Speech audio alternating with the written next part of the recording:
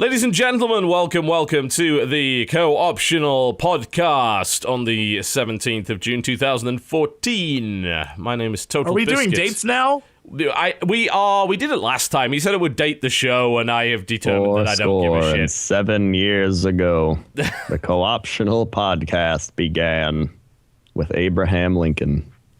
He was a pretty shitty With a proposition. guest. He never came back. It was a bit weird. That was as true in our time as it is in yours. I mean, Be honestly, excellent to each other. And Skype party sucks. on, dudes! That's the entire ending of Bill and Ted's Excellent Adventure. Mwah. You're Yeah. welcome. Hi, everybody. Well, Hey. we did have Lincoln on the show at one point, but he was a bit of a one-shot guest, I'm afraid. So, Iceburn. Iceburn, anyone? Iceburn? Historical Iceburn? Yes, no, too soon, maybe? It's He got 'cause shot in the he got head. shot in the head. That's what happened.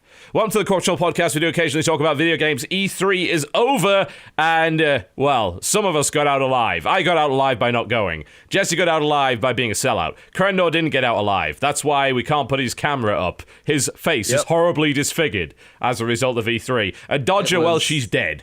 Completely. She died. She Dead died. in on vacation. Dead tired from all that travel. Yeah.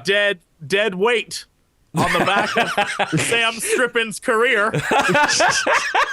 Heyo. Ouch. She's not here. She can't say shit. True. I had lunch with her and Sam at E3, and Sam, you could see the sadness in Sam's eyes from just having to carry that dead weight. Oh. So fucking harsh. What the hell's wrong with you guys? He also stole some of my waffle fries. Oh, well, okay, that's the That's what explanation. this is all about. This is all about waffle fries. It is. I don't blame nothing him. to do with anything else. From where? From where? Who made them? It was a food truck. Oh. That's probably very good waffle fries then. They were very good waffle fries. Yep. The last food truck I went to, I think, was in Durham, North Carolina, and they had a bunch of weird food trucks, and one of them did something called a bird's nest, and I thought, that sounds really interesting. And it was a fucking nest of fries just covered with pulled chicken and just fucking liquid cheese. Like, at least a pint of liquid cheese on top of this thing. It was the most delicious and life-shortening experience I've had in a long time. Food trucks are kind of great. I like it. I like where you're going with that. I'm not Indeed. sure I know why. I get the whole bird's nest thing because of course. the nest, Yeah. but the inside of it, it's horrifying. That's a If you step found too far. If you found a bird's nest that had birds that looked like that, you'd be like, what happened here? Just like shredded bird covered in yellow stuff. It's like, what the fuck? Nature's a real son of a bitch. You would get out of that forest as quickly as you could. You'd be like, what made this? Oh, we saw a pigeon by the food trucks, and he was stealing food. Here's a pigeon. He's stealing food. Plot twist. You remember. What was being I served by pointed the it out. food truck was his brothers and sisters. And he is Delicious. carrying them back to safety, Yeah. piece by piece. Indeed. funeral. Inside his stomach for shelter. Yep. Pigeons are dicks. So, E3 happened, and I have two guests today. Of course, Jesse, welcome to the Yo. show. Welcome back. I'm excited to be back. Missing a He's week not. with you is like missing a year. I don't know what that means, but it sounds really good. It sounds like a card. I tried to figure out how it could have been construed in an offensive manner. I'm pretty sure there is a way, but Oh, no offense. No offense. really. None. Yeah, E3 was a lot of fun. I got literally no work on the channel done because, Sounds like E3. yeah, woke up really early, got home really late, and then literally went to bed. Crendor, meanwhile, stayed up till like 4 a.m. every day watching House Hunters and shit. Listen, I watched the Weather Channel. They had something with weird weather. And then I watched TLC's 19 Kids. And they have 19 kids, all right. You are the oldest man who ever was this young. And then Jesse's PA was there, and she was like, where do you want to sleep, the couch or the shitty thing? And I was like, oh, the couch. You can have the shitty thing. And she was like, oh. okay? I think she expected me to be kind, but if anyone knows, I am an old man and I need my bed rest. You are literally the youngest person here by a significant amount of time. Fuck off. And you are an old man. He does nothing. I am. Literally, like every time we did watch Big Trouble in Little China when he was over. Oh yeah, That was productive, I'm movie. sure. It was Great very productive. We both sat there and were like, what is even happening in this movie? it was filled with just cheesy quotes. That's all that Naturally. movie was. Pretty much. That's where most of them originated. They have to come from somewhere. It's that movie is case zero when it comes to cheese. That's where it all came from, the contagion spread. But E3 not getting any work done, yeah, those are things that go pretty well together. That is the one event that I look at every year and I have to seriously consider whether or not I'm even going to bother. Because it's basically pay to fly over, pay a shitload of money for whatever crappy hotel you can somehow get your hands on because they're all booked out 6 months in advance prior to you even getting there in the first place. Deal with LA traffic, deal with floor bullshit, and get out of there with maybe 8 or 9 videos worth of damn. It's like, I would literally be better off taking a sack of money, setting it on fire, and dancing around it. It would be more productive. And then I could film that, and it would be more popular than my E3 coverage. So, you know. But that'd be illegal, and then you go to jail. It's not, well, it's only kind of illegal to burn money. Only a little bit. Only a bit. Yeah. It'll be all right. A little bit. They get away with it. They Nobody get away with it in finds gangster out. movies. They can get away with it here. Somebody cares. would report you. Somebody on the internet. Probably. Yeah. This man is breaking the law. Ugh. You see, I've got a workaround. So here's what you do, right? You use the money to buy currency from another country where they can't prosecute you. You then put that into the bag, and then you burn that. Problem solved. Same effect, but not illegal. Whoa. You're I'm like... thinking. I'm always thinking. You've always thought thinking. about this quite a great deal, I feel. I'm a mastermind when it comes to this shit. Speaking of masterminds. Nope, don't know where I was going with that. Crendor, welcome to Yeah, I the was show. about to say, you're gonna... Is there a fourth Hey. guest we don't know about? dog. The dog is the guest. The dog is pretty awesome. I'm all right. Skype's really shitty today. Besides I like how whenever I come here, something breaks. Like that one time your internet got shut down. Oh, that was great. No. Yeah, for an entire day for no reason. the whole day. Yep. That was brilliant. Yeah. It's like, yeah, we thought you wanted to cancel. It's like, I've never said that. And then what else happened? I went to E3, stayed at Jesse's house. I recorded some non-content like Rocky the Rock. It was great. Good times. Saw a lot of business suits walking around. Yeah, I never really understand that. It's a weird contrast with E3 that you will see those groups of people that it's like, wow, this guy makes 20 times what I do. And he's wandering around with fucking dubstep blaring in the background and booth babes trying to give him t-shirts or fucking stickers and shit. Like, what do you even think about if you're a person like that in that scenario? Oh, I know And more to the exactly point, why what are you they ever on think the about. floor? Why are you ever on the see floor, them- not in the back room? I see them all the time. I know exactly what they think about. They think, these girls, I probably could bang one of them because I'm rich. And we were walking down the hallway that I know one that's time. exactly what they think. Because they go around like hitting on all the Nightgo, I think, is one of the booths, and they're the ones that have those girls with the red hair yeah. and like they were advertising coolers or something, and so they had all these girls in like little like cold jackets, like with little skimpy skirts in front of it, and then it's so chilly in here, and all the guys were like, "Hey, ladies, you want to see my Magnum condom for my Magnum dong?" That's literally what it was. Amazing. That's what happens. That's what those guys think, and everyone's like, They were all taking pictures with them. I was just like, why? Yeah. We saw a business suit guy walking down the hallway because we were going from like South to West Hall or whatever. Oh, yeah, and he that was like, trick. "Yep." He was like, "Oh, the Twitch deal. You remember shit. when you made that Twitch deal on the ROI, pulling back, 5% or this whatever." guy's walking down the hallway on his cell phone, just like as loud as possible. He's like, "So the ROI, it got a 5% increase and it's 15% on the down," and we're just like, This guy wants everyone to think he's so effing cool. Yep. I talk about ROI with my fucking keyboard sponsor for my esports team. It's not really a big deal. It's not something you can use to impress people. Well, welcome to the Corruptional Podcast. We do occasionally talk about video games. Most of the show today will, of course, be about E3. We might be able to squeeze in a little bit of Watch Dogs and Ubisoft being... I would hesitate to say horrible liars, but maybe, just maybe, being a tad disingenuous at the moment. We may be able to squeeze that in. Then releases, of which there are very few, because no one wants to release around E3, let's be frank.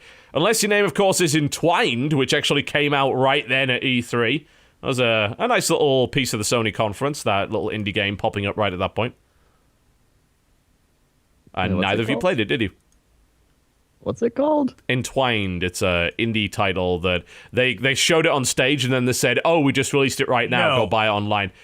So yeah, I did not. I did not play that. I don't know. The only twine I know is Yoshi's Yarn. Yoshi's Yarn. Why don't we start talking about Nintendo then? Because it seems to me, if you were going to come up with someone that won E3, which is always an absolutely pointless discussion, which is why we're talking about it, Nintendo's got to be fairly high up on that list, right? I would say they won the press conferences. I would say if you're at home, they won the press conferences, hands down. I thought it was hilarious. I woke up extra early to watch it, and they came out guns blazing. I thought it was really funny. However, if you were there, shout out to EA, because their press conference was awesome. Their booth thing was awesome, too. They had all the lights. Their press conference, the EA press conference, was literally like, we're not going to do just seats. We're going to do drinks and breakfast, and everyone gets to sit around tables. It was wonderful. I was like, for me? It was great. That is exactly the effect they were hoping for in the first place. They had it. It had that effect. They gave you, each table had a box of donuts that was seen at the end of the Hardline video, right? In the little pink box. And so we were like, why are there donuts here? Because they're games. It all made sense in the end. But there were drinks, there was drinks and food, and we were all happy. Every last one of us was like, best conference I've been to all day. Yep, you are simple people who are simply bribed. My favorite was the Sony one with that guy who kept making terrible cheesy jokes. He was just like, and video games, am I right? Was he the guy that was reading out all the fake letters to Sony? It's like, hey, Sony, I really want more zombie games. Yeah, it's that guy. That's so bad. That was just like, stop, dude. That was pretty terrible. Like, I think if anything, I don't necessarily know if I agree with the idea that Nintendo's press conference was like the best. What I did like was Nintendo's Treehouse, what they were doing with the actual streaming. Obviously, since you guys were at the show, you probably didn't see a lot of it, but it was really good. Like, it was a really nice demonstration of how you can just show video games to people, like in a really sort of open environment. Like, they were playing Hyrule Warriors at one point, and they were talking about, and it's like, oh, well, you know, if you fail this mission, blah, blah, blah. And then they, like, fucked up completely and failed the mission. Like, which, of course, would never happen in a press conference, but they just started again. Then they tried it different ways, and they spent a long time doing that, and they were making jokes about how the guy who was playing it wouldn't be allowed to go back to Osaka with the company if he didn't at least win this mission, and stuff like that. And, like, there were times when it was a bit cringy, but most of it was just like, here's our video games. Let's fucking play them for hours and show you what they're like. That was bang on for me. That was absolutely awesome. Yeah. Awesome. I did play... or that Nintendo was the first booth we went to, too. Yeah, it's the first booth that on the second day we actually went to, and it was fun. A lot of people were there. A lot of people were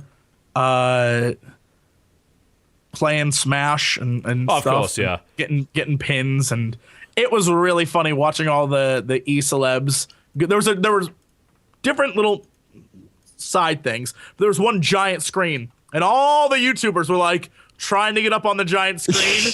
It was so funny. Like, one of them may have gotten up named an egotistical dinosaur.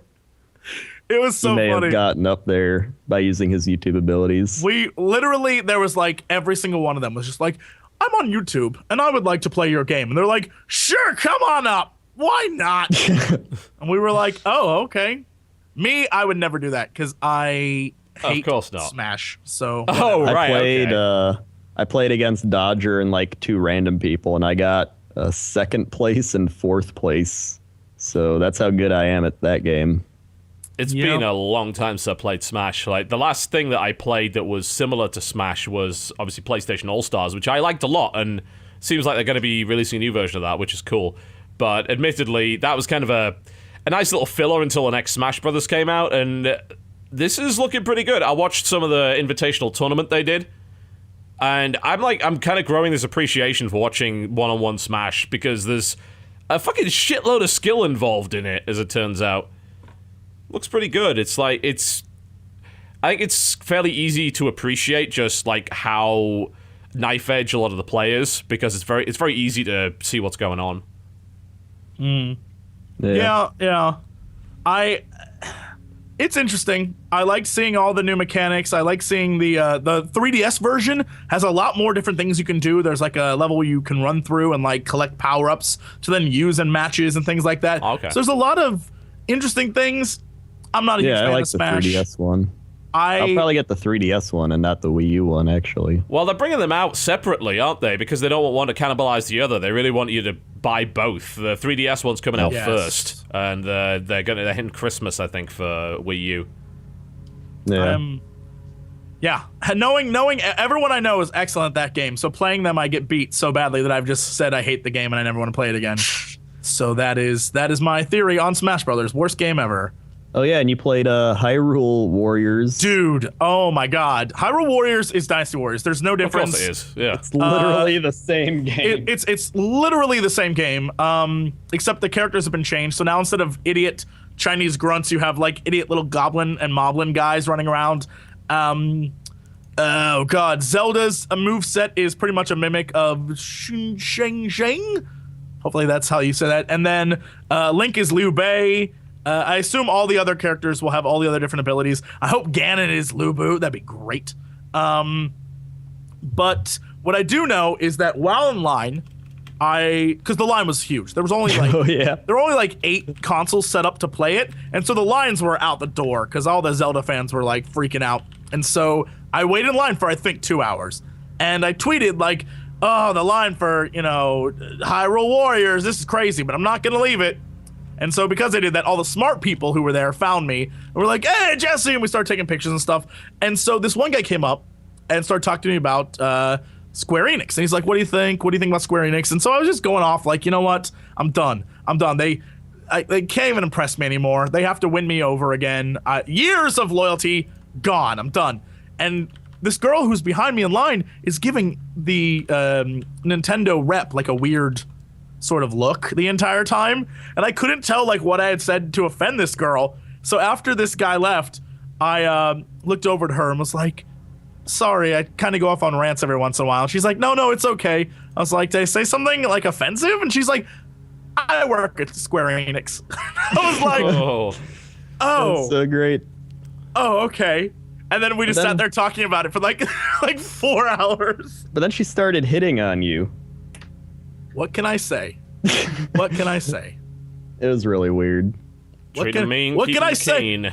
What can I say, Internet? What can I say? And then I was like, "I'll talk to you later." The Internet? Not a clue. I don't either. So that was that. It's fun. It's fun, but it's exactly Dynasty Warriors. Which, except for one thing, there's one thing that's different. All the big bosses, you have to kill them just like in the Zelda games. So the tactics you use in the games, you use on those bosses. Oh, okay. That's quite a neat little crossover. Instead of just like, hey, let's use the models and give them whatever attacks we feel like.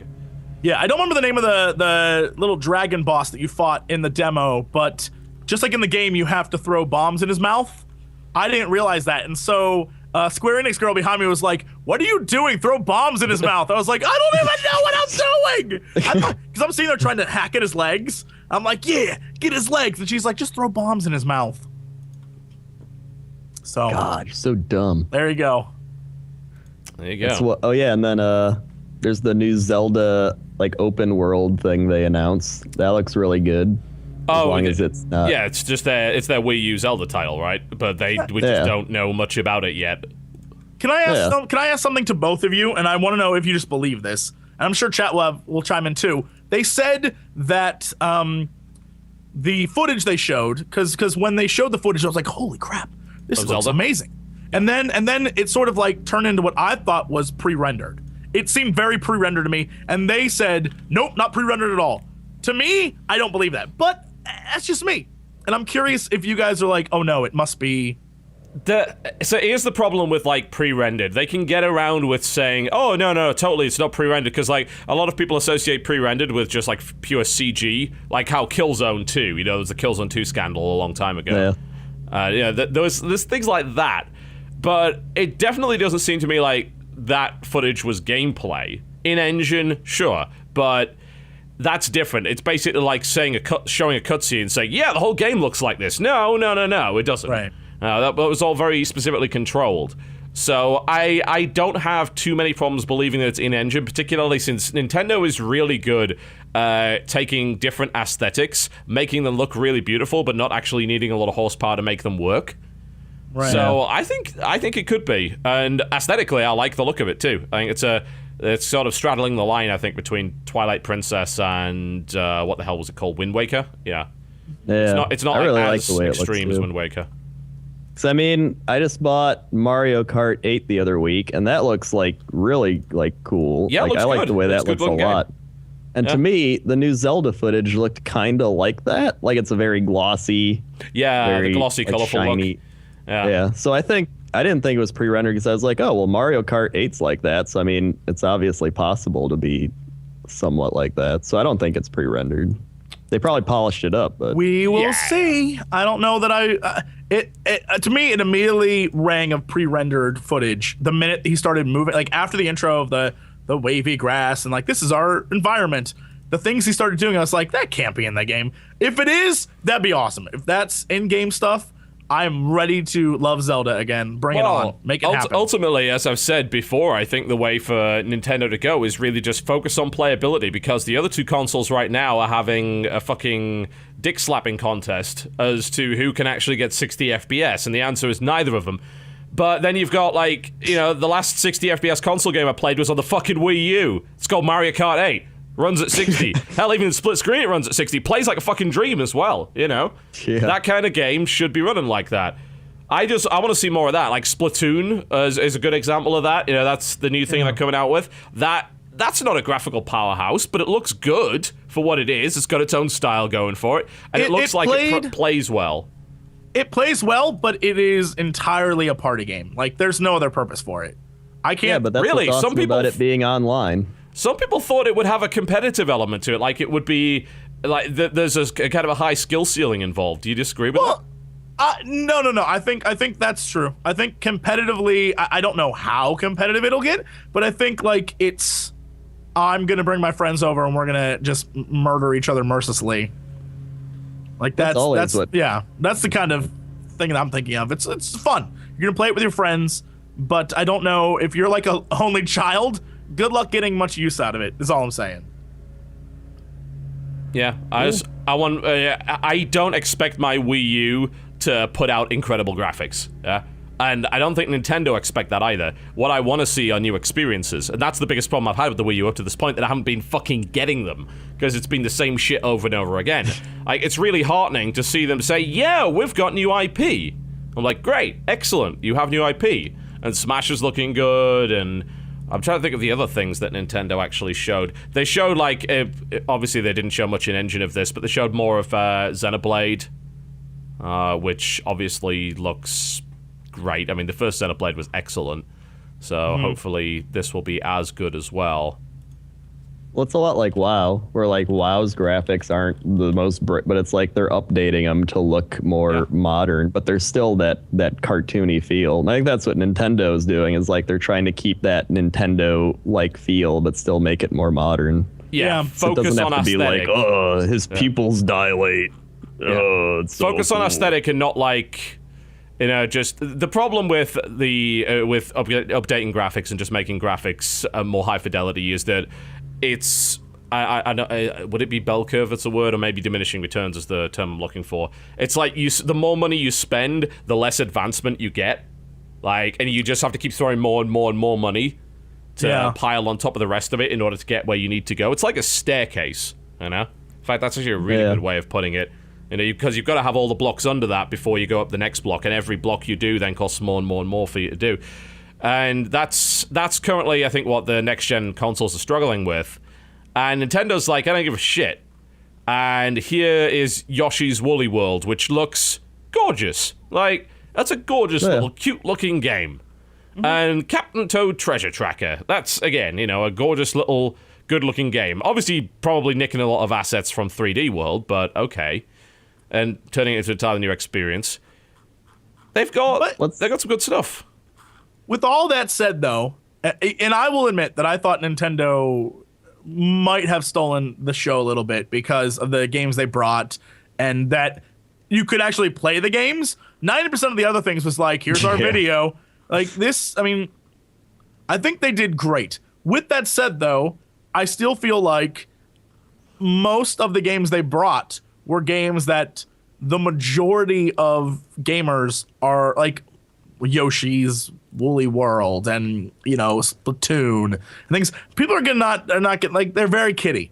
They're very kiddie. Even the Zelda game it's a Dynasty Warriors game, so critically I expect it to be like, this game sucks. All you do is kill the same guys over and over again. I expect that to happen because that's what will happen. Because that's what Dynasty Warriors games are. And if you like that thing, you're going to love it.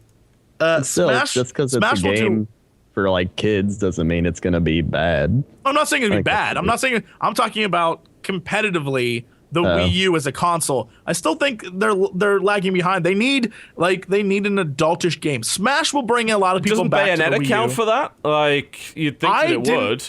Or Xenoblade. I saw 2 Bayonetta booths. That's it. Like 2 consoles set up to play that game, and there was never a line for it. So I don't know. This is why I hate going to interested. E3. Literally nobody goes to E3 has any fucking taste. Jesus. It's like, here's the latest Platinum game. It's like, just put it into my veins. Like, right now. That's what I want you to do. Don't do anything else. Don't get in the way of my Platinum experience. You know, even putting a screen in front of me is getting in the way of my Platinum experience. I want it intravenously. So just get that started immediately. So, yeah, that actually surprised me a lot. But Bayonetta 2 is definitely an adult game. And I'd say Xenoblade is definitely to some degree. Although, you know, if you look at their new IP, the 2 new IPs they announced, which is Captain Toad's Treasure Tracker and Splatoon, they definitely look very, very kiddie. I mean, fuck's sake. Yeah. It's kids running around with paint guns in Splatoon. And also they are octopus for some reason. I don't think there's going to be a dark piece of character development behind that. Yeah. Although it would be fucking great if they were. Just randomly in the middle of it. Just gets super dark. Yeah, that's my only concern Captain about the console. Toad turned to drugs. I just worry that they don't have a lot there when it comes to luring back adult gamers, and more of the people who were into Nintendo are moving, like especially modern gamers are moving on. A lot of us who are a little bit older, we see the like, we're like, oh, I remember that, and oh, I like that, and so we're willing to go back, and we can afford to go back. But most people can afford one console, and I don't know that the Wii U is the console they pick. Maybe if they're huge Smash fans, but I feel like one person in your group of friends that can buy that, then you're good. Like, I feel like if you have one person that's like, yeah, no, I got it for you, you can always go over to his house. This is the other reason they're bringing it out on 3DS, because you say, yeah, you can afford one console. Yes, but often that's like one console and one handheld, you know? So I figure they're trying to hit a bigger section of the market with that as well. It's really quite clever. But I still like, as much as I like the look of Yoshi's Woolly World and Captain Toad Treasure Tracker, chances are I'm not going to play them. You know, my kid will play them, and I may play them with my kid at some point, but I'm not going to go out of my way to play Kirby and the Rainbow Curse. I'm sorry, I won't. Like, I would love to say that I would. Or Mario Maker, which is a great idea, don't get me wrong. It's like, hey, you know ROM hacks? Let's sell that. Like, brilliant, fantastic. Why the hell haven't you done this sooner? Market, though. But it's, I think it was a strong showing from Nintendo, don't get me wrong, but they at least have games now. you focus so much on your kind of stable of characters, and some people have kind of moved past really caring about that now, that you need to sort of bring them back with new experiences, and they're doing some of that, and there is new IP. Good, keep on with that. But maybe we do need to see a couple of games from Nintendo aimed at an older audience. It's branch out a little bit. Yeah, it's not like You okay over there? I'm fine. Sorry, I let me just put it this way. I've been kind of camped out in my room for a while. It turns out I think I have every beaker in the house right here. Like, it's just this like pile of beakers. Like, oh, you mean cups or glasses? Beakers. I was like, are we finally like cooking? A science TB, lab. are we finally cooking? Yes. We gotta make that money.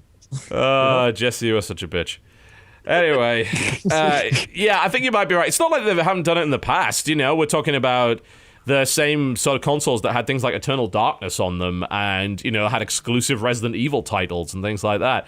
I wonder if Nintendo specifically has to lure one of those studios back to do something like that. I think Bayonetta definitely counts, but I can't rely on gamers to actually buy it because they don't know what the fuck they're doing. So maybe they need something a little bit more high profile. But I still think it's a strong lineup, and it'll give me a reason to play on my Wii U more, which is good. And strangely enough, Wii U's still getting the most use in my house now out of all the other consoles. Like, I haven't turned on my Xbox One since Super Time Force, and I haven't touched my PS4 for any reason. But I play Mario Kart, because it's fun. Yeah. So I love Mario Kart. It's fucking good. Like, it's a good game. There's no doubt about that. I like that it's really quick, too. Like, you could just hop online and play against people, and it's like a 3-minute race. And you're like, oh, all right, that was fun. And you just keep doing it over and over and over and over and over and over. Yeah, pretty much. Solid online mode, good split screen. It's good. I have to wait like 25 minutes to connect to the internet. I must have gotten the duddiest dud of a Wii U. The wireless does not function at all. It is Mine the looks fine. worst. It is Mine's fine, too. the worst. I'm just like, every time I download anything, it's like 7 hours. What? What are Jesus. What? I haven't downloaded much of that system, but I've definitely not had a problem with it. Or the eShop for the 3DS, actually, either. Like, I got a big SD card, and just, like, I get all my 3DS games digitally now, because they've kind of caught up to where you can pretty much rely that a game is going to be on the eShop on day one. Not always, but most of the time. So it's just like, fuck it, download it onto the SD card. I could just have all my games on this one fucking SD card, which is more like safe than my Vita. Oh. Yep. Tell you that. I mean, the fact. 3DS. Actually, before like the Wii U, the 3DS was probably the console I played the most. Yeah, it's still good. Like I think the Vita's starting to catch up. If you like kind of obscure Japanese nonsense, then the Vita's maybe the way to go now. But the 3DS still has a really strong lineup of So good that's titles. why Dodger plays it a lot. That is She likes exactly likes why. masturbating her Vita. She loves it. Yep. Oh my Moving God, can we talk swiftly about on, the evil actually. within? Okay, I know you guys have been wanting to talk about the evil within for a while, so this also No, we're good. No, Crendor, we're going. I'd held back a lot of comments. We're going by company or presentation thing. So we're on Nintendo. If we want to We're move pretty much on, done with Nintendo. we can move on. Okay. Yeah. Does that mean we have to move on to Bethesda now, so you can talk about We're on extended... Bethesda. Isn't Great. that the Bethesda. only game they showed? Like, It was. okay, all right, They showed good to know. another game too. A fighting game. Oh, what Oh, that God, what thing, was that that called? 5v5, this is Yes. World War One, but we're using powered gauntlets and shit. Battle something. Yes. Fuck. what- Battle Forge. Battle War. No, it wasn't Battle Battle, Forge. battle. If it was Battle Forge, I'd have been super excited. But Battle Cry. Battle Cry. Yes. There we Battle go. Cry. Yes, that. Yeah. We didn't get a chance to play that because there was online. There were too many damn people. But whatever. That looks I imagine. fun. I dig imagine that. it's great. But we didn't get a chance to play that. So we did get to play the Evil Within. Yes, we And so did. first off, let me just say, going in, they take you into this room. It's a long, dark hallway, and it's creepy as shit. And at the end is a mirror, and in the mirror, like it's another hallway, and like weird stuff walks down it. And I was like, oh, this is nice ambiance. I like what they're doing here. And then you turn the corner, and it's a pitch black room, and everyone's in headphones, and everyone's playing the game on little screens. But it's very dark, and you can't really see what's happening on the screen next to you because they have little blinders out. And so it's just people playing this game. And I will say, I'm not sure if it's if it was the room or whatever, but because we were with Jared from Hot Pepper Gaming, and he was leaning against the wall, and I swear people kept touching his back, but there was no one behind him, and he's like, what is going on? I could almost guarantee they were actually doing that. They had staff.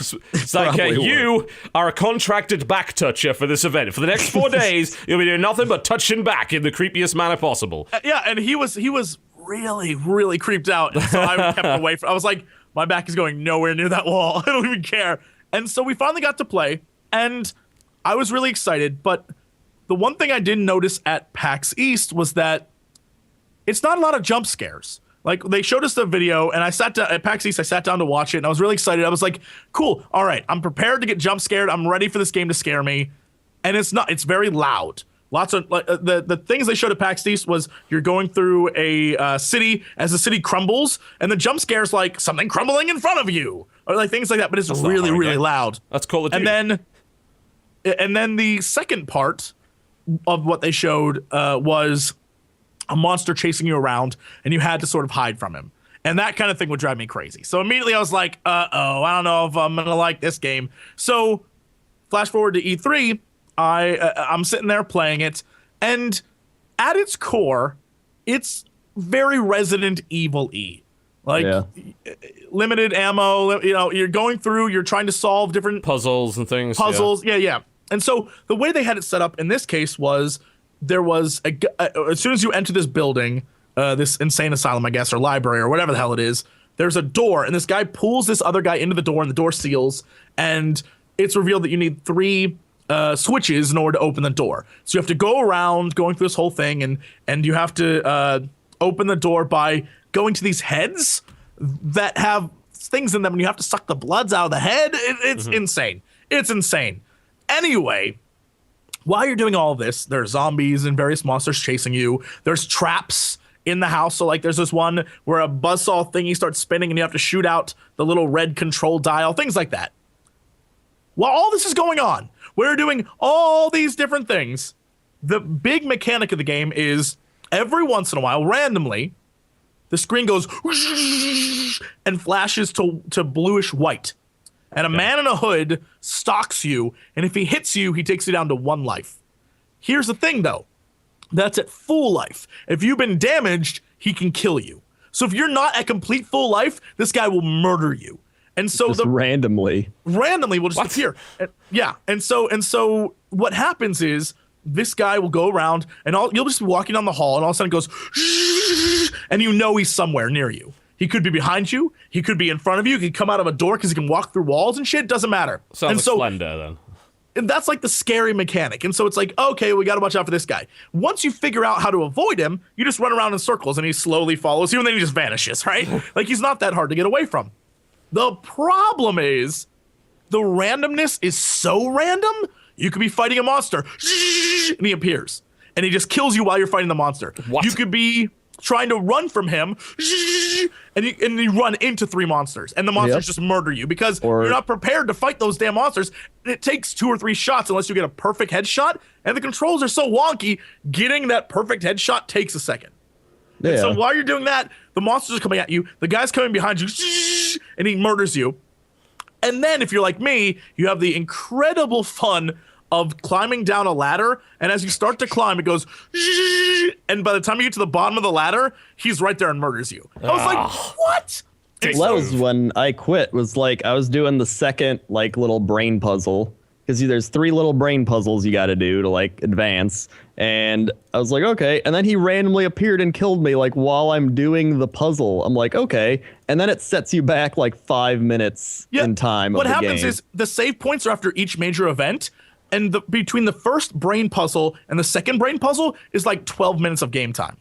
And so if you die before you complete that second brain puzzle, it sends you all the way back to the first brain puzzle. And it's like, you've got to be kidding me. I got to go through all that. So you have to go through the rooms. You don't even get your ammo. No, you have to recollect everything, go through all the rooms. It's so defeat dumb. all the different puzzles, get back to the one main puzzle. It's like, holy crap, you have got to be kidding me. I quit the demo like halfway through that because it reset me like back to the first puzzle for a 3rd time. I was like, I'm done. I don't care anymore. That's what we noticed when I was looking around. Most of the people playing quit before they beat the demo. Myself and Jared, I was like, I'm not quitting, because it got to the point where it wasn't scary anymore, which is what I get.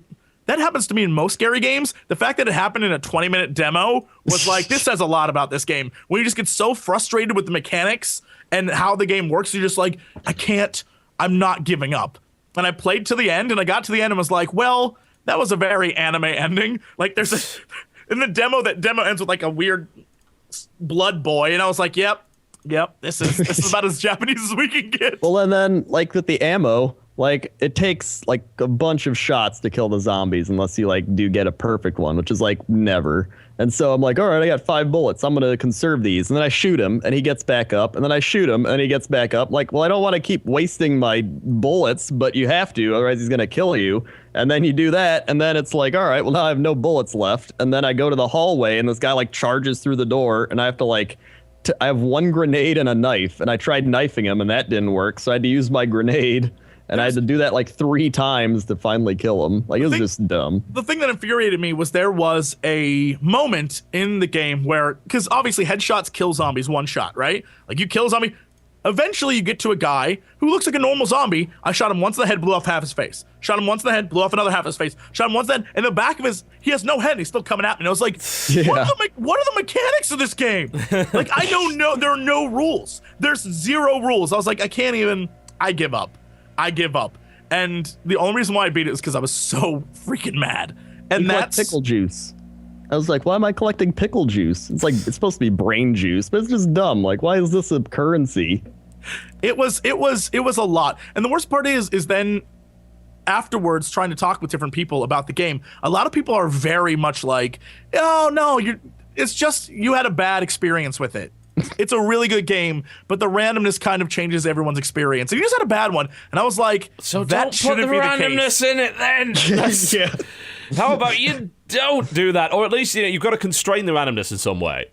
It's okay to have random encounters and ideas within the game, but they've got to be meted out in some way. It's like, even if you go back in time and talk about random encounters in an RPG, for instance. Like, there's always at least a minimum number of steps you can take before they're going to hit you with it again, right? Right. So if you're going to have this guy randomly appear and murder you, you could not do it while you're on a fucking ladder. That's a good idea. You could not do it immediately during a fight or whatever. You set limits on when it can happen, and it doesn't have to be scripted. That's what good gameplay balance and pacing is. The problem with random elements is it fucks your pacing up completely. So if you're going to put them in, you damn well better be sure that you're putting them in at the right time and that they can't happen at a time when it's inappropriate. I have another question for you guys, by the way. Did this game have fucking black borders, like at the top and the bottom? Because all the footage I've seen up to this point has been similar to the Orders footage, where they've picked this ridiculous, like, 2.4 by 1 aspect ratio. Like, I don't even remember. I don't remember at all. I mean, it might have been hard to tell where the screen ended and the game screen ended because it was so black. All you could see was... you can see? Yeah. I'm seeing it right now. Like, I'm watching someone show this footage on a fucking TV screen next to a PS4 at some convention, and there's black borders. Like, what's with this? This is now the second game we're seeing that's gone for this whole black borders approach. If they come up with the excuse that it makes you feel more claustrophobic or it makes it more cinematic, I may have to choke a bitch. I'm just going to be entirely frank about that. The reason you got black bars is so you have to render less. It's cheating. Come on. Yeah, I was very, very... When I first saw this game, was very convinced that it would be like the next big YouTube thing, like YouTubers who do scary videos. I pity anyone who takes the time to do this because it won't be scary funny. It'll be scary frustrating. Like, it'll be like, watch, X gamer play this damn thing, episode 9,000 as he's on the same level, dying repeatedly to an unfair mechanic. I was like, whatever. You're just bad at video games, Jesse. You know what? I've been told that a lot, but this game is bad. This game is bad at video games. That's all I'm saying. Well, it's weird that people would even think that this would be like the next like kind of PewDieBait game because those games are never AAA. Like the kind of games that appeal to the YouTube crowd and actually have those kind of bullshit mechanics in them are generally sort of small proof of concept games that are made by small indie studios. Or there are things like Amnesia that are like, we're not going to put any weapons in whatsoever, and we're going to focus purely on atmosphere. And the evil within, I think the comment that you made earlier was very apt, that it's very Resident Evil-esque. And I dig that exists, because we do currently have horror. We actually have a lot of horror games right now. They're mostly made by indie studios. Having a game that's quite like the older Resident Evils, that's less focused on the combat of the newer Resident Evils, I can see a market for that, but if it's not delivered well, then you're going to run into problems. It's very, I don't know, maybe it's my inability, like my lack of using controller for things like that, but it just felt very slow. In a game where you're constantly under attack, the fact that it takes so long to get like a perfect target on the head. They probably did that on purpose. Yeah. Like, it's a similar problem with how Resident Evil's always been. Like, even when they moved it over to the action, kind of survival action they called it, you still had the tank controls, you know? It was like you had a human meat tank, and in the first few games, it was like, here's an isometric view that we're going to switch the controls around every time you fucking change scene because we change your perspective. So have fun aiming in that, you know? Yeah. And that actually was, weirdly enough, why those games were so tense half the time. If you had the ability to be precise, then I think it might harm it. But I suppose the question is a game like that still welcome in this day and age? Maybe it is, maybe it's not. I don't know. It'll sell a lot based on marketing, what it is. Yeah, like based on the fact that it appears very scary and a lot of money's put into it, and the names behind the creation of the game are infamous in the sort of scary game world. Oh, totally. Yeah. So it'll sell a lot. I don't know if people will like. I assume most people will be like, that was just the worst. And it wasn't just myself and Crendor and a few other people. There was a lot of negative feedback on a demo at E3. A lot of people were like, "Oh no, that was shit." Yeah, and that happens from time to time. You know, it was a similar thing that I actually said to ZeniMax when I stopped my session of Elder Scrolls to go and play Wolfenstein instead, where they had literally one machine for Wolfenstein. By machine, I mean it was a console, and then like 20 machines for Elder Scrolls. Like, well, so what didn't like about it? It's like, well, I could give you a list, but I'd be here for a while. Like, this was not inspiring in any way. Sometimes they mess up, you know, when it comes to demos. They try and put their best foot forward. They put forward what they think is ideal, and it ends up being a goddamn squib. But you never know. Yeah. Well, I mean, I can't say that I'm particularly hyped about Evil Within because I don't like survival horror at the best of times, but I suppose we'll see how it ends up turning out when it comes out. Now would probably be a good time to take a break, and when we come back, we can talk about Sony and Microsoft and Squeenix. EA. Oh, can we talk about EA? Of course, please? Yeah. Yay. We can get into Hardline. That'll be fun. Oh, I'm looking forward to that one. I played the beta. I can't wait. So did I. Let's talk. You're watching the Co-optional Podcast, ladies and gentlemen. We'll be right back after the break. Do not go anywhere. Ladies and gentlemen, welcome back to the Co-optional Podcast. Welcome back. Hey. Let's move on, shall we? You wanted to talk about EA? Shall we do that? Oh, how I do. I do. All right, then. Good old EA. What would you like to start with? Would it be start. Hardline? No. I got this. All right. I got this. The game everybody wants to know about, NHL 15. I played it. Great physics. The players stumble over each other. I own some guy 2-1. There you go. Excellent. That's not what I was going to talk about. Thank you very much for that. Madden? You want to talk about Madden? And the return of defense? Yeah, the return of defense. That's the biggest thing there. Return of defense. UFC fighting. Best thing about UFC fighting was their demonstration of it. They had like lights that turned red and yellow, and like the music was let me describe this for you. I wish I would have had something that could have recorded it without it being like and like staticky like most people's cell phone recordings. This was amazing. So it was amazing. For some reason, immediately when you walk into E3, of course, EA has the biggest booth right in front. You have to literally go through their booth to get to anything at this point. And so as you go through, they have lights, just random lights going around. And so, you know, when The Sims come on, the lights are green. It's like, play The Sims, live your wacky life the way you want to be, wackily, right? And it's green lights. I don't want to be wackily. Can we not? Like, is there an alternative? And then they have Dragon Age. It's red lighting, right? And then they have Hardline. There's not really any lighting for Hardline. But then when they get to the different sports ones, they have sort of sports stadium lighting. When they get the UFC had the best single, like, whoever designed the UFC light system must be like from Broadway, because it was magical.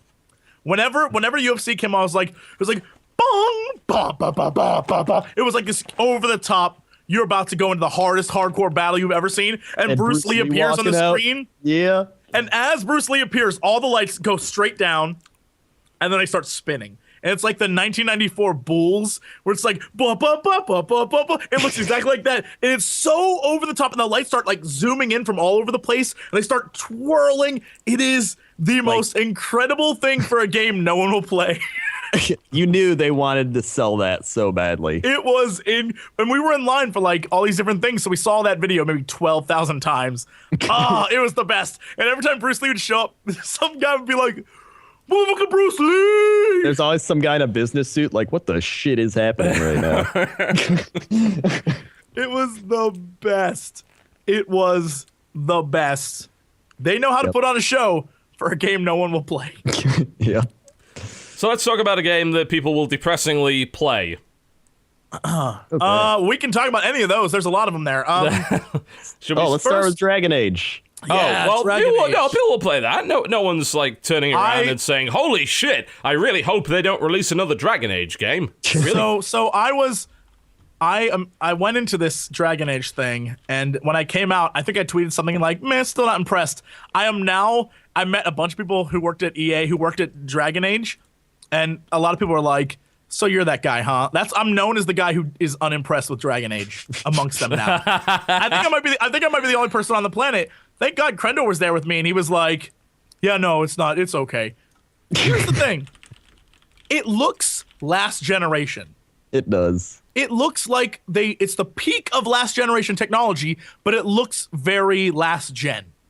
And I don't know how to describe it unless you see it with your own eyes. It just looks like the footage they showed and the quest. It looks like a modded Skyrim.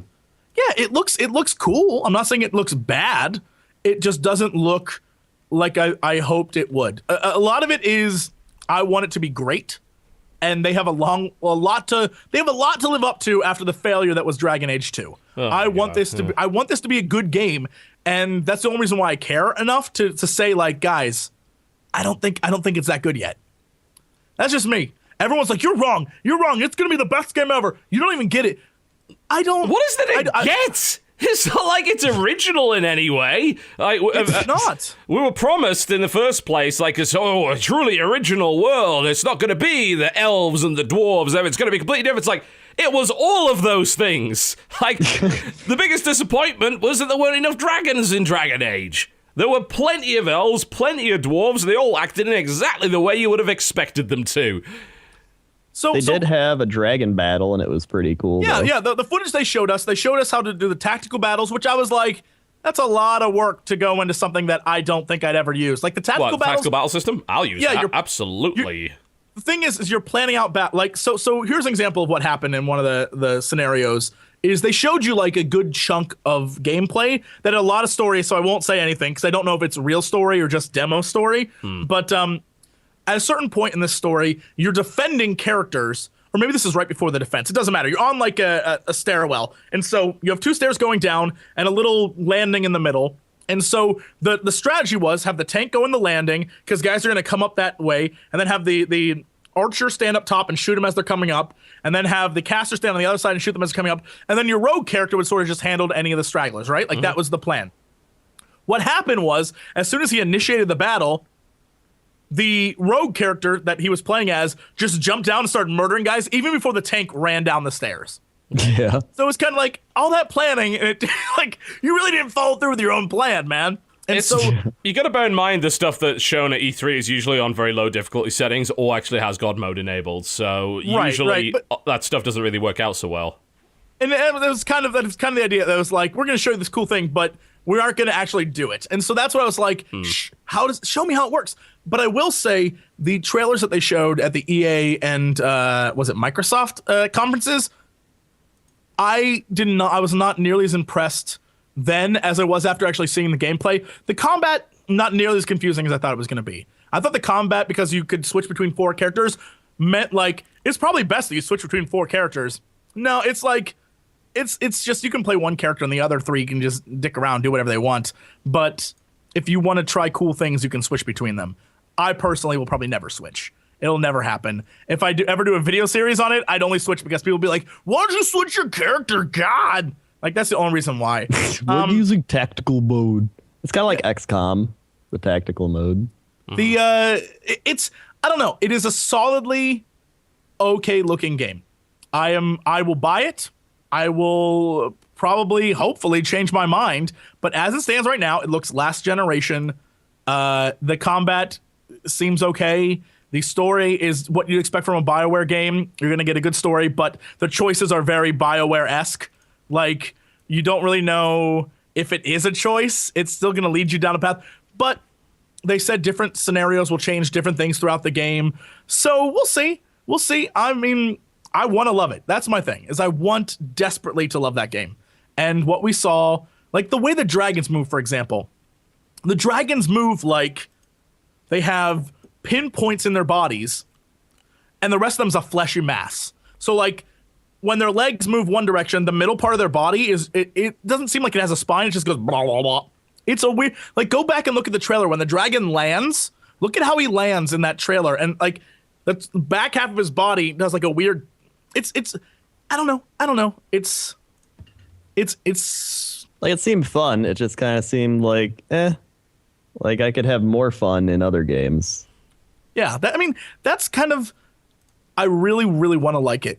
I don't know that I will. I think that's where I stand. And so I need to play the game. Unfortunately for them, they had no gameplay we could play. They said, here's our demo. It's you watching a guy play the game. I'm going to ride on a horse for 1/5 of the demo. Oh, that's a perfect, thank you, Crendor. The horse riding looked, this is how I thought it looked last gen. Because the horse you rode, the top half of him didn't move. So your character rode on the top half of the horse, and the top half of the horse didn't move. Meanwhile, his legs are going crazy, and his tail's moving, but everything above his tail and your character is not, like, moving. Like, there's no muscle structure in his back as he's running with you. It was just sort of like you're on his back. And that really bugged me, and I don't know why that bugged me, but it was like, this is a massive game. That little thing shouldn't bug me, but it did. And that's you're right. It shouldn't right bug you. You're being needlessly picky. Like, but people that like the game are gonna like the game, I think. Well, like, I mean, it's not a bad game. Well, the original Dragon Age certainly wasn't. The reason why Dragon Age Inquisition has so much skepticism aimed at it is because Dragon Age 2 was fucking terrible. The reason why Dragon Age 2 was fucking terrible is they took a lot of the stuff from the original game and tossed it out the window, like memorable characters, like a proper tactical combat system, like interesting quests, like areas that are not the same recycled fucking cave over and over and over again. No, go for it. I was going to say they attempted to ground the story, which was an interesting idea because they grounded it in one city, right? Whereas the first was like an epic globe-trotting adventure, from one side of whatever the hell the world is called, it's so bloody forgettable, to the other. Whereas Dragon Age 2 is like, you're in a city and you're doing things.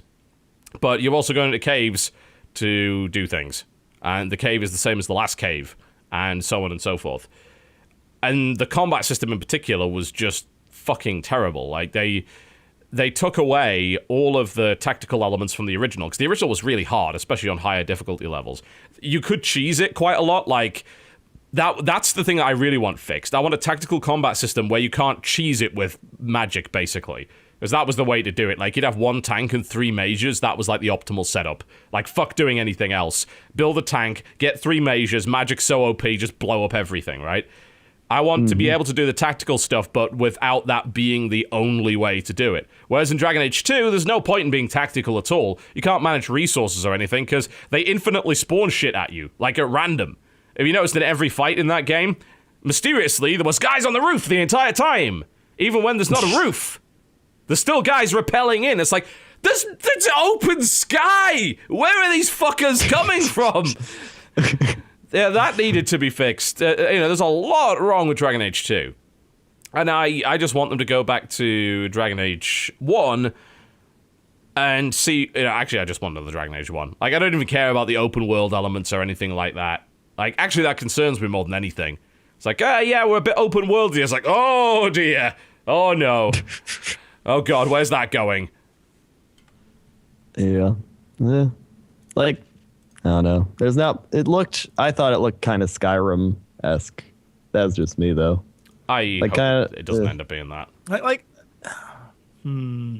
Yeah, it's hard to tell when people are playing the game.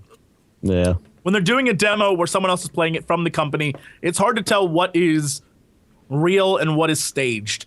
And 99% of it's staged. And so for me, like, when they were like, well, we have to go on this quest, and over here, oh, there's a dragon in the way. Oh, we got to fight this dragon in order to get to our objective. Okay, it's obvious that the dragon's not going to be that easy because they like decimated this dragon. It was insane, but I don't know. There's a lot to it that I loved. I loved what they did with the story. I loved how the story is looking so far. I think that might be the saving grace for me. Is I think the story looks really cool. I will say, when it comes to amazing characters, that I'm a little concerned about, because when they did their trailer and they showed the 4 characters, it was like, she's a wizard, but she has an alternative mode. Like, she has an ulterior motive, yeah. Yeah, they're very like unmemorable character archetypes. Like, he's a tank, but he's mean, but maybe he has a heart of gold. Like that kind. I was like, all right, so every fantasy adventure ever. To be fair, I think Dragon Age 1 had some pretty good characters in it. And they pretty much filled out the tropes as well. It's like a noble knight tank, sort of evil witch, and sort of innocent but secretly dark archer lady, and all that stuff. They were still pretty interesting. Like that's why I have hope. Because you're right. There's a lot in that. If you looked at Dragon Age 1 on the outside, and it seems very like by the books, but once you play the game, it's not. And that's the way I feel about this. The only reason why I'm not as like, all right, I'll let it pass and see what happens, is because Dragon Age 2, I was like, oh, okay. I mean, like, it kind of looks interesting. We'll see. And then I played it and was like, well, that was a waste of several hours of my life. And that's where I'm at right now, where it's like, I want to love you. I want to believe everything that you say is true, and I want to play this game and love it. I feel like I don't want to get burnt again, because you guys ruined a great franchise with that last game. It was a bad game. It was probably the worst thing BioWare's ever made. Like, I'd say it was worse than Sonic and the Dark Brotherhood, which is saying a lot. Yep. Yeah. So let's move on to Call of Duty. Oh, that's not EA. Oh. Well, it was like right next to it. No. So, Hardline, Battlefield Hardline. So, like you said, Call of Duty, right? Yeah.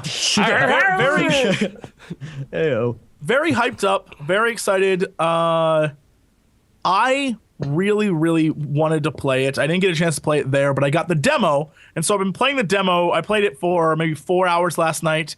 I have the fundamental belief that is not that great of a game.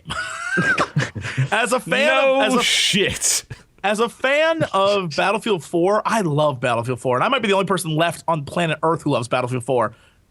Hardline here's the thing. It could be a very good game. It could be great. I think the map they picked is the shittiest map to have picked. Holy it is. God, it is. It is like, because you can see the mechanics. The mechanics are there. Playing cops and robbers is a shit ton of fun. Getting money to buy new weapons is a lot of fun. It's like a more money thrown at it version of Payday. It's really fun. The problem is the map they picked is unbearably awful, and playing it then is the worst. It's just not. It's a chore, is what it is. I had a feeling it was going to get bad when, like, every website, EA is like, here's a key, and then Twitch is like, here's a key, and, like, everybody's like, here's a key, play the game. I'm like, oh, yeah, they gave it to us pretty much immediately. Like, I got in touch with my PR guy, just like, all right, you need to get me into Hardline. It's like, oh, shit, actually, Twitch just got me into Hardline. All right, like, really? They got me in that quickly? Okay. It's like, this is concerning. But it's not just the map. Like, the map is bad, don't get me wrong. Like, it's definitely not a good map at all for what they're attempting to do.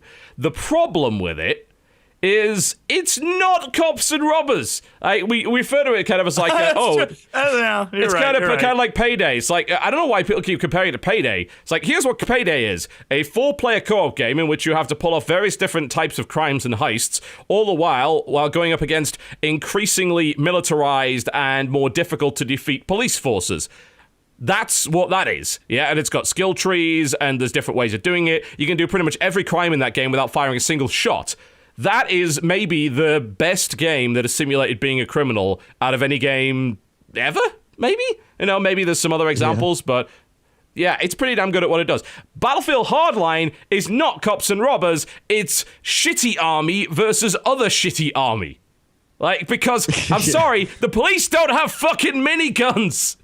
Hey, that is not a thing that happens. And just because they put a couple of police cars and bikes in it does not mean that it ends up being cops and robbers. I mean, fuck's sake. Are you saying that my enforcer doesn't have a giant super scoped minigun? Why? Wow. Totalbiscuit, I would never. My officer, Jonathan T. Law, my character is amazing, and don't hate him. I'm watching on the screen right now a fucking criminal running around with an RPG blowing up police cars. In what fucking universe? That's the same RPG model from the last game. And police just mowing down hundreds of criminals in the middle of a fucking deserted street. And for fuck's sake, this on the screen right now, the police guy has an LMG with a double drum magazine on it. Are you kidding me? That is not standard issue in any fucking police force. Well, it's like I saw a video. I think it was Donkey made it, video game Donkey, and it was funny because it's like trailer gameplay, and it shows stuff's exploding. It's like, you have the loot, go, go, go, and it's like actual gameplay, and he's just running around and nothing's happening.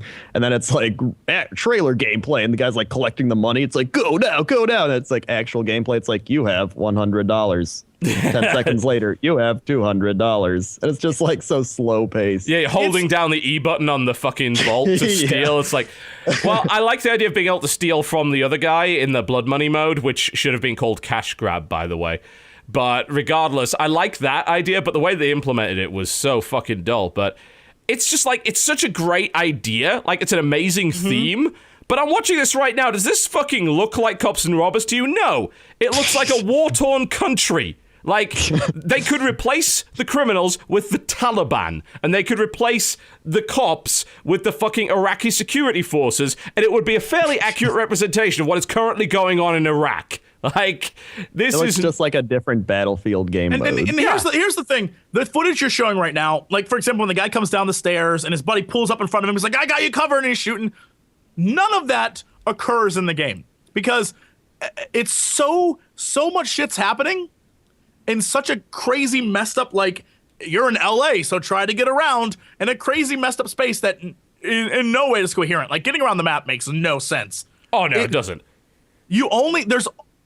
It's max 32 people in the beta, at least per map. At least that's what I saw. And so you have 16 on 16. At any given time, I was never with more than one other person because the map, if you look at the map, everyone's so spread out trying to find what to do. I played for 4 hours. We never had a big gun battle. It was always a guy would show up in a helicopter and gun you down, or you'd hide and you'd end up the one time I did anything cool was I got in a car as a cop and ran over 3 guys as they tried to cross the street. I was like, that was fun. To serve and protect. Yeah. But they need to bump it to 64. Throw 64 people in there, then maybe you'll have a fun match where people are going crazy and everyone's using everything. But as it stands now, at that point, you've got to make sure that the amount of vehicles doesn't increase, because this is something that Battlefield's done for a long time, especially since they started to go on console, where they flat out fucking refuse to force you to actually work as a team for anything. So there's always enough vehicles for absolutely everyone just to grab their own and fucking drive off with it. Whereas in Battlefield 2, if you didn't use the transport choppers properly and things like that, you'd be fucked. There were big maps, so it took a while to get around. The problem I had with it was I went and grabbed some money. Yeah, and I was like, shit, I better get my getaway driver. No, actually, the place I have to put it is 100 meters away, and I can just kind of run there, so it's not really... I think there's there's like a real opportunity with a game like that to make it work so well. Like if they had really, really good game modes. The ones that they're showing on display at the moment, which is Blood Money and I don't even know what the other one is, are just so horribly generic versions of kind of Capture the Flag and things like that, that they're an utter waste of time. And thematically, it's a waste. Like there's a taser in the game, right? But there's no point in fucking using it, because a gun is more effective. You're not penalized for using a gun. You use the taser, and then you got to wait for the animation for them to knock down, and then you got to melee them to actually, like, arrest them or whatever. But there's barely any benefit to doing so. You might as well... You've got a fucking high-powered sniper rifle or a minigun. You should probably use those things. Also, why do the police have parachutes? Explain that to me. Like, it's not even trying to pretend that it's not just a fucking Battlefield expansion pack. The most amazing thing is, and they hype it up in the trailer they showed, is the grappling hooks, right? So you have these grappling hooks, and it looks like a cool concept in the trailer. If you play with it, the map you're playing in is concrete. It's downtown LA, it's streets and stuff. So when you see guys grapple up, they're open targets to every sniper on the map. Oh, you are not under any cover. You're just like, whoop, and you start to go up and you get killed. Not to mention the fact you can barely use them. Like, trying to find a point on that map where you can actually use the grapnel is really difficult. So what people did is they use them as weapons. They use them as a backup. So they kill you with it from behind. That's their backup weapon, so they don't waste any ammo. One shot to you, like, that's where they got to. Like, I was like, this is ridiculous. There's so much potential here, and it's squandered because they needed a conquest. They have to have a conquest. Like, I remember when Crendor and I played, because I'm not a big, like, FPS gamer guy, but I remember when Crendor and I played Battlefield 4's beta, when it was like, the entire map explodes on you, and a building falls. Like, that shit blew my mind. I was like, oh, we have to play this game. We have to play this game and see what we can destroy in the world. Like, that's what hooked me. There is literally no hook in Hardline right now. Well, no, because it's the same game, just not as good. That's the... Yeah. Like, they used to do the whole grapnel things, the zip lines and everything. You know, they did that in Battlefield 2. It was called Battlefield 2 Special Forces. It was an expansion pack, the way that was supposed to be. This is a full-priced game by a studio that isn't DICE. Yeah? It's Visceral, and don't get me wrong, Visceral has made some good stuff in the past, but it looks so similar. It reuses assets all over the fucking place. It's reusing animations, it's reusing visuals, models, sound effects. That map, I could barely tell the difference. It actually used the parking garage in there, the multi-story car park. That is from Flood Zone. It's the same fucking car park. It's lifted one for one from Flood Zone. It is the same bloody thing. I knew I recognized it as soon as I started running. I was like, hang on a minute. This is Flood Zone right here. Like, I think the biggest problem with it, outside of the fact that it's not adding anything of value to the series, is just how obvious a cash-in this is. It's so blatant. Like, it should be like $15 max. Like, it's not worth $15, $20 maybe. You know, Hardline should be the final DLC for Battlefield 4. Yeah, and it maybe should be a bit pricier because like a premium DLC is like big modes and everything. It's like, look at this. This is our final DLC, guys. It's fucking Hardline. You got to play cops and robbers, and everyone would have been like, yeah, that's awesome. Yeah, they would have dug that in a big way. Yeah. But that's not what they did. That's not what they did at all. They said, it's coming out this year. It's a whole new $60 experience. Make sure to pre-order your season pass, guys, for the DLC we're going to release for this fucking thing. Yeah. And I bet Battlefield Premium. Like, god damn it. Oh. And did you I want to point out the menu system, and especially the load internet screen, is atrocious. It's pretty bad it is now. Really hard to get through because it's very confusing. And one of the things I realized is it's like Battlefield, but you're losing dozens of weapons. Like, my main character that I was playing on, my assault guy, has a choice of three weapons. Yeah. And you have and the main gun is this minigun with a giant sniper rifle on it, which is awesome, and then 2 shotguns. That's the only other things I get. I think it was an enforcer. So my choice is I get handgun and shotgun, or shotgun and giant assault rifle thing. Like, there's... Yeah, I mean, it is the beta, or whatever that means, which means it's a demo, right? So there's probably going to be more stuff in there, but it is like it's taking a step backwards, because by the time this thing comes out, Battlefield 4 is going to have all 4 of its major DLC out for it, which means, and hopefully bug fixed, yeah? So that means it's going to be a better game than it was at launch, with a shit ton more content than it had at launch. And you expect me to take a step back to Hardline? Are you out of your fucking minds? Like, I don't care enough about your theme, and there are games that do your theme better. Like, if you're going to do this, I want to see either SWAT 5 or Payday PvP, basically. And that's...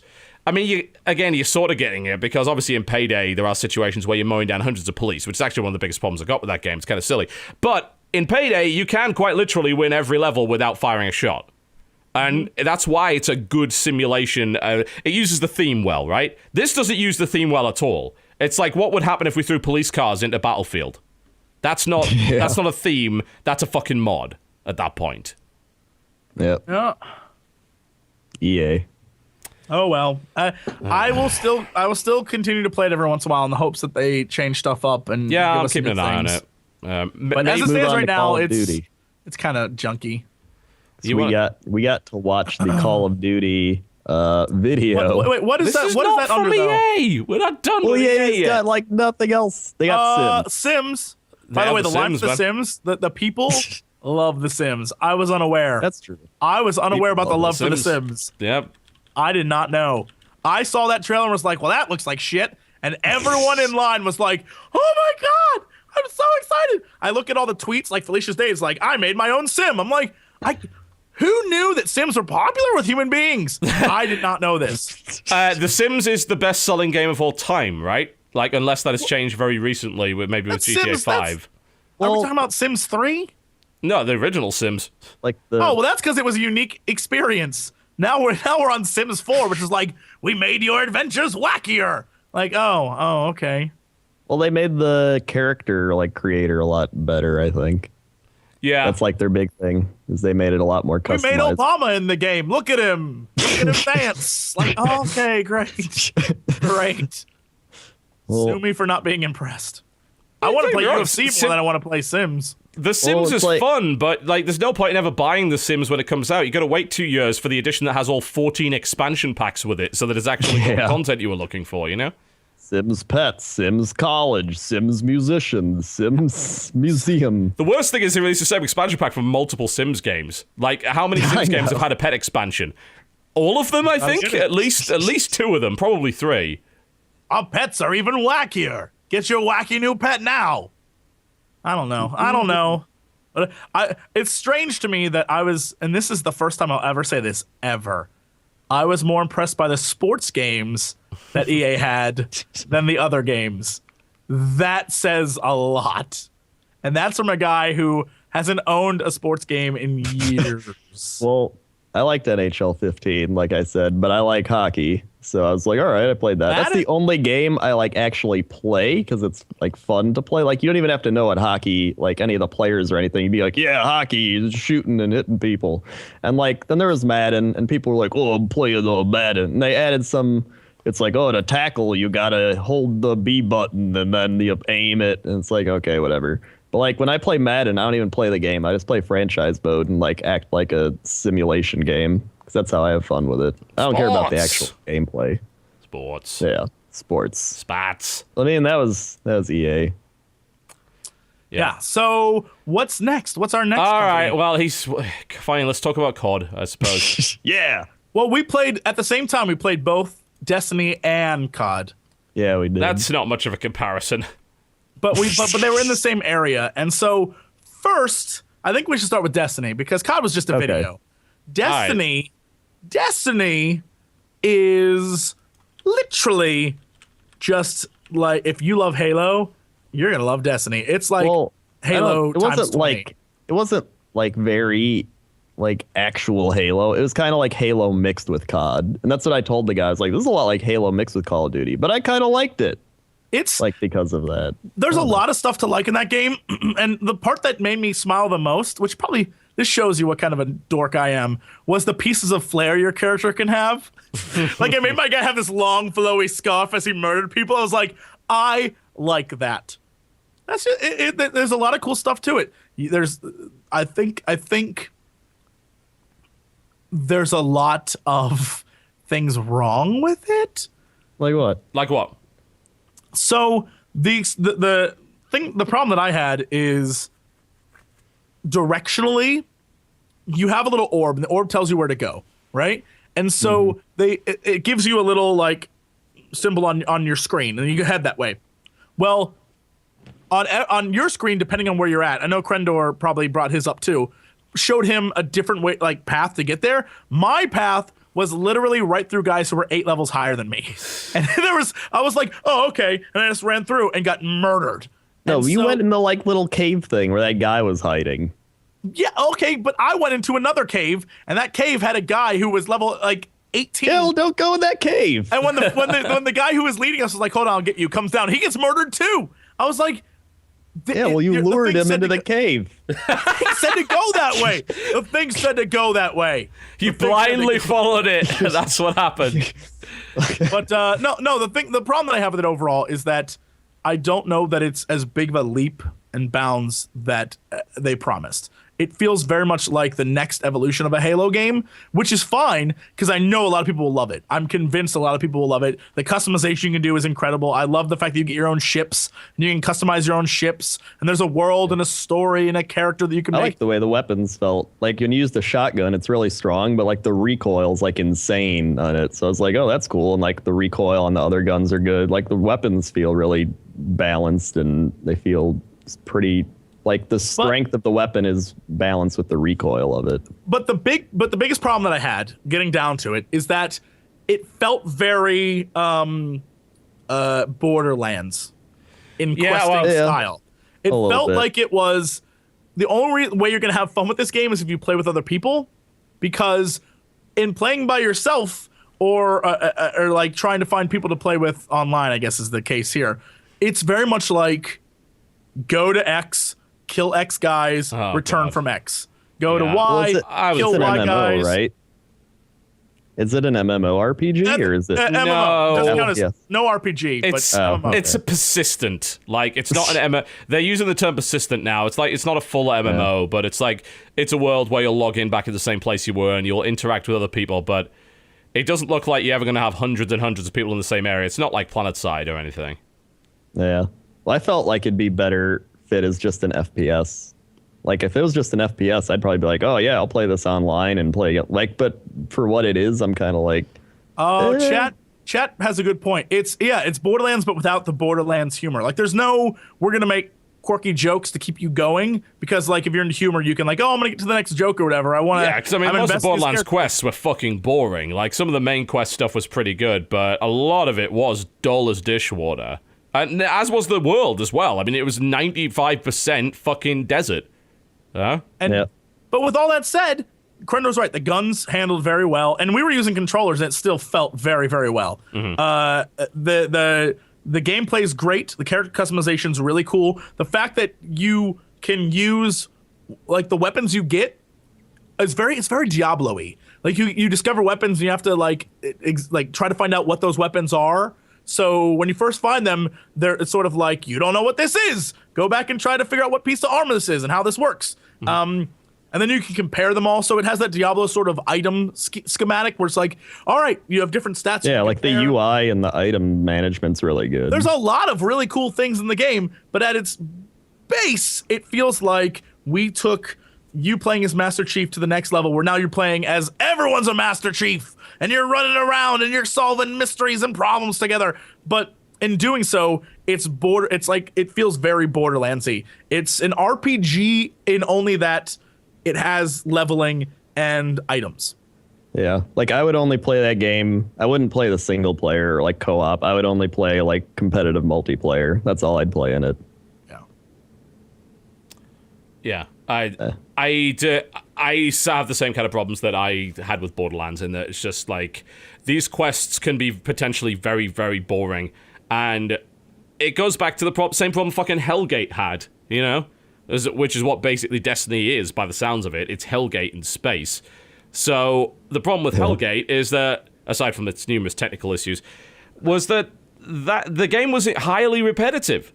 Like, highly repetitive. And I think that you can fix that to some degree with good gunplay. But you're still going to have a similar scenario. Why do FPS work well? You know, what think about Wolfenstein, for instance. You know, why is Wolfenstein a good FPS? Because it's well-paced, And it's a coherent story, and you go from start to end. There's a bunch of stuff to explore. Each encounter's kind of hand-designed and tailored. The pacing's all good, and it comes to a satisfying conclusion at the end. The problem with a game like Destiny is it expects you to play for a lot longer than that. And the only way you're going to have that happen is by going through a lot of very generic quests to pad all that out. Let's just give an example of what Crendor and I played. So our mission was literally just to go to this area and kill hive creatures. They were like bug men, kind of. Yeah, I'm not sure how you would describe them. Okay. And so it was myself, Crendor, and the guy who was leading us. And now there are other people on this world too, doing other missions. And I kept trying to kill them, but I guess for the demo I couldn't. But I was like, "Is that the guy across from me? I'm gonna kill that guy." And it just like bounced off of him. Yeah. Anyway, so we finally get to our objective, and it's underground. It's in this like warehouse bunker area. And so there's a lot of little grunty guys, and it's very dark, and you have to have your light, but your light turns on automatically when you go in a dark area, which I thought was kind of nice. I like that little tiny thing. It was like, you don't have to worry about that. I was like, oh God, thank you. And so but they would pop up, and so there's a little tiny bit of a horror element to it, because like they'd pop up out of nowhere like, "Rah, we're crazy monster creatures." I was like, that's kind of cool. And so you fight through this area, and you fight wave after wave of these crazy monster guys. And then at the end, you get to like, I think it was like a mage or sorcerer, whatever they call it, whatever the term was for this guy. But he was a boss. It was a boss fight, and he flew around and he reminded me of guys. like a Templar. Yeah, he's had a very like a StarCraft. I'm sort of borderline Archon feel, right? And so he would like shoot bolts of electricity at you, and you had to work as a team to kill him. But it was in a small confined area with boxes and enemies jumping in at you. It was very cool, but I've had that exact same experience in Borderlands, like that kind of feel, where it was like, oh, I know what to do here because I've done this before. And so I will say the mechanics of Destiny are great, the music's great, the world's great, the characters' creation's great, the way you look is awesome, the different abilities you have is cool, the ships are cool, everything about the game is really fucking cool, except the stuff you have to do in the game. I was like, oh. Yeah, everything about the game, like shooting, everything's wonderful, except the objectives of the game. Those are the only unwonderful part. And that's what I was like, but that's like the majority of the game. Important bit. Yeah. It was a similar problem with like pretty much like any MMO, right? But I suppose this time around, they've kind of got the opposite problem. But maybe they don't. Like, okay, let me try and explain what I mean. So most of the time, MMO combat's pretty bad. There's some exceptions where the combat feels really good and it's kind of enjoyable. Most MMO combat's kind of bad. How do they get you to do it? Well, one, they don't give you a fucking choice. You got to get to max level. Secondly, they keep you going with rewards and things like that. And they also try to contextualize it with a little bit of story.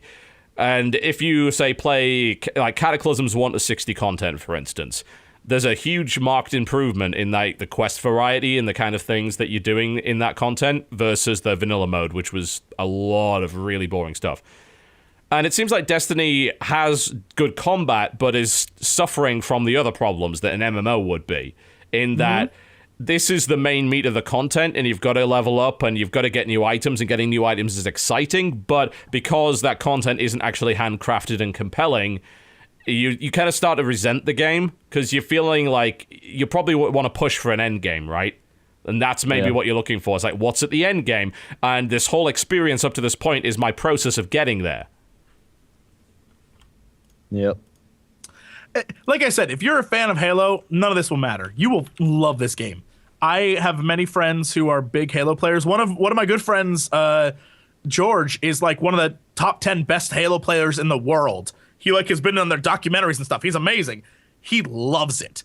And I'm convinced, and he hated Halo 4, but he loves this because he's like, let's get back to the roots. It feels great. It plays great. If you like that, this might be the sort of FPS-ish game for you. It feels very good. It feels better, dare I say, than like the way Battlefield handled. It feels like it plays better than that. It's like a Halo 2.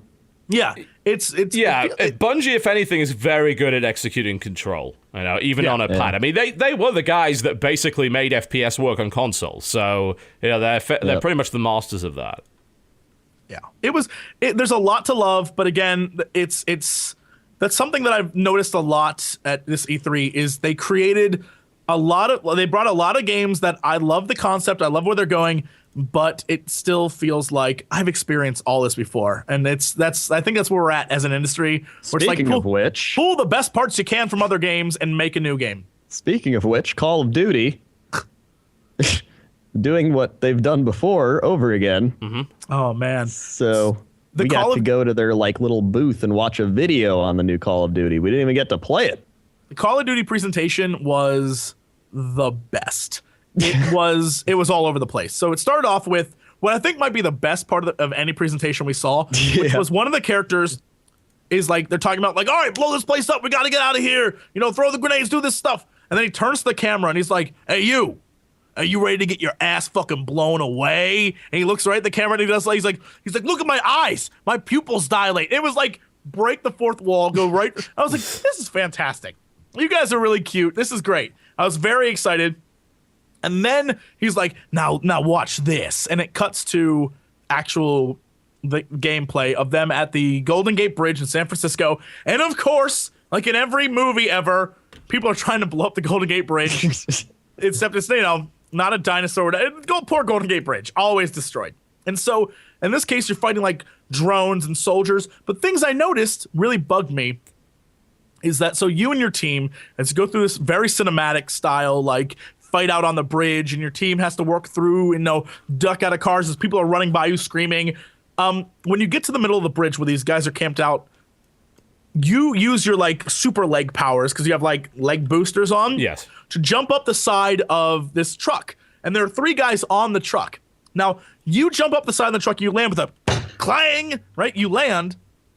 The 3 guys on the truck, no one turns to you. They all are still firing at the guys on the ground. I was like, if I was one of the bad guys on that truck, the first thing I notice is this asshole jumping on about to kill me. And he runs over and murders all 3, and then he jumps down, and your friend's like, good job, pal. You did it this time, right? And so you keep fighting, and then you think you've saved the day. And of course, like a dummy, he's like, all right, open up the container. Let's see if there's a bomb there. You open it, like 50 drones come flying out. And they latch onto all the pillars of the Golden Gate Bridge and explode the bridge, right? And so it's very cool, very cinematic. It's what I wanted, it's what I want in a single player FPS game. It looks incredible. I'm like, holy shit, this is great. And then it cuts to, without showing you the end of that scene, it cuts to a next part, and it's like, now we're going to show you something totally different. This is the espionage sneaking part of the game. And we were like, what? And so it's cloaking. And so it starts out with like you're being chased by a helicopter, except it's all an illusion. The helicopter's shooting wildly, but at your partner, not you. The guy shooting the helicopter is terrible at aiming. Yeah. Really bad. So it's a sniper shooting at your friend, but you're never really in any danger, at least in this demo. I mean, it might be different in the game. It's one of those like prison hunt scenes where like you're both running, like trying to escape something, like, oh, run through the swamp. We got to get somewhere. And then the helicopter guy's like, I see him with the spotlight. So it's so weird to go from immediately like, oh, that's kind of cool, to immediately like, oh shit. Like it was the biggest, like the beginning of the presentation started out really cool. And then all of a sudden it went to, and now we're going to show you what Call of Duty really is all the time. And so scripted. Yeah. And so it immediately goes to you're running through the woods, being chased by guys, and it's espionage, and it's sneaking. Except in this case, the sneaking is, boop, turn on your invisibility cloak. So I don't know why they didn't do it at the start of it. Like, they're getting chased. Like, why didn't you turn it on when you're getting chased? Like, wait till like 5 minutes later. There was no sneaking there. It was turn on your invisibility thing and just creep around. So in other words, their version of sneaking is a toned-down version of Crysis. I mean, let's be honest. Advanced Warfare has a lot of shit from Crysis in there. A lot of shit from Crysis. And so you meet up with all your guys, and it takes you back to the beginning of the game, like the beginning of the presentation, which was that like, hey, let's blow up this base kind of thing. Except it doesn't break the fourth wall. Instead, the scene continues, and then he's like, we got to get out of here. Mind you, they hyped up this level as the sneaking level. For 15 minutes after that, it was a guy riding around in a tank blowing up helicopters. Hundreds of helicopters are coming at him, and he's just rocket launching helicopters. And I was like, fuck me. Once you see one, you see them all. It became so stupid. I was like, you know what? You had me. You almost had me, and then you actually showed us the real game. I was like, oh, okay. Yep. Yeah. It was really awful. I was like, oh, Call of Duty. Meanwhile, the audience loved it. It's definitely not. I will say it's definitely not a game for me. But It's kind of funny because they all had like machinima on their badges. It's kind of like. Oh yeah, totally. I've watched some of the machinima videos of that, and it's like there's a reason why they crop them at the waist, is to make sure that they don't show what's going on beneath. But the game, I mean, it's a single player. Who gives a fuck? Like, the single player will be over in 3 hours. We get weaponized Kevin Spacey. You didn't even see Kevin Spacey. You get to see him right at the end of the so demo. mad. Right at the end of the demo. It's like, great, Kevin Spacey's in it. Okay, awesome. The single player took about 4 hours to beat. Nothing that I have actually seen about Call of Duty is, at least it right now, indicates that the campaign's going to be anything different to the previous stuff. So let's see what the hell they are going to be doing with the multiplayer and the co-op, because that's where the actual meat of the game is. Let's stop pretending the single player matters in any way. It's the single player is basically a 3-hour trailer. Like, that's all it is, and that's all it'll ever be.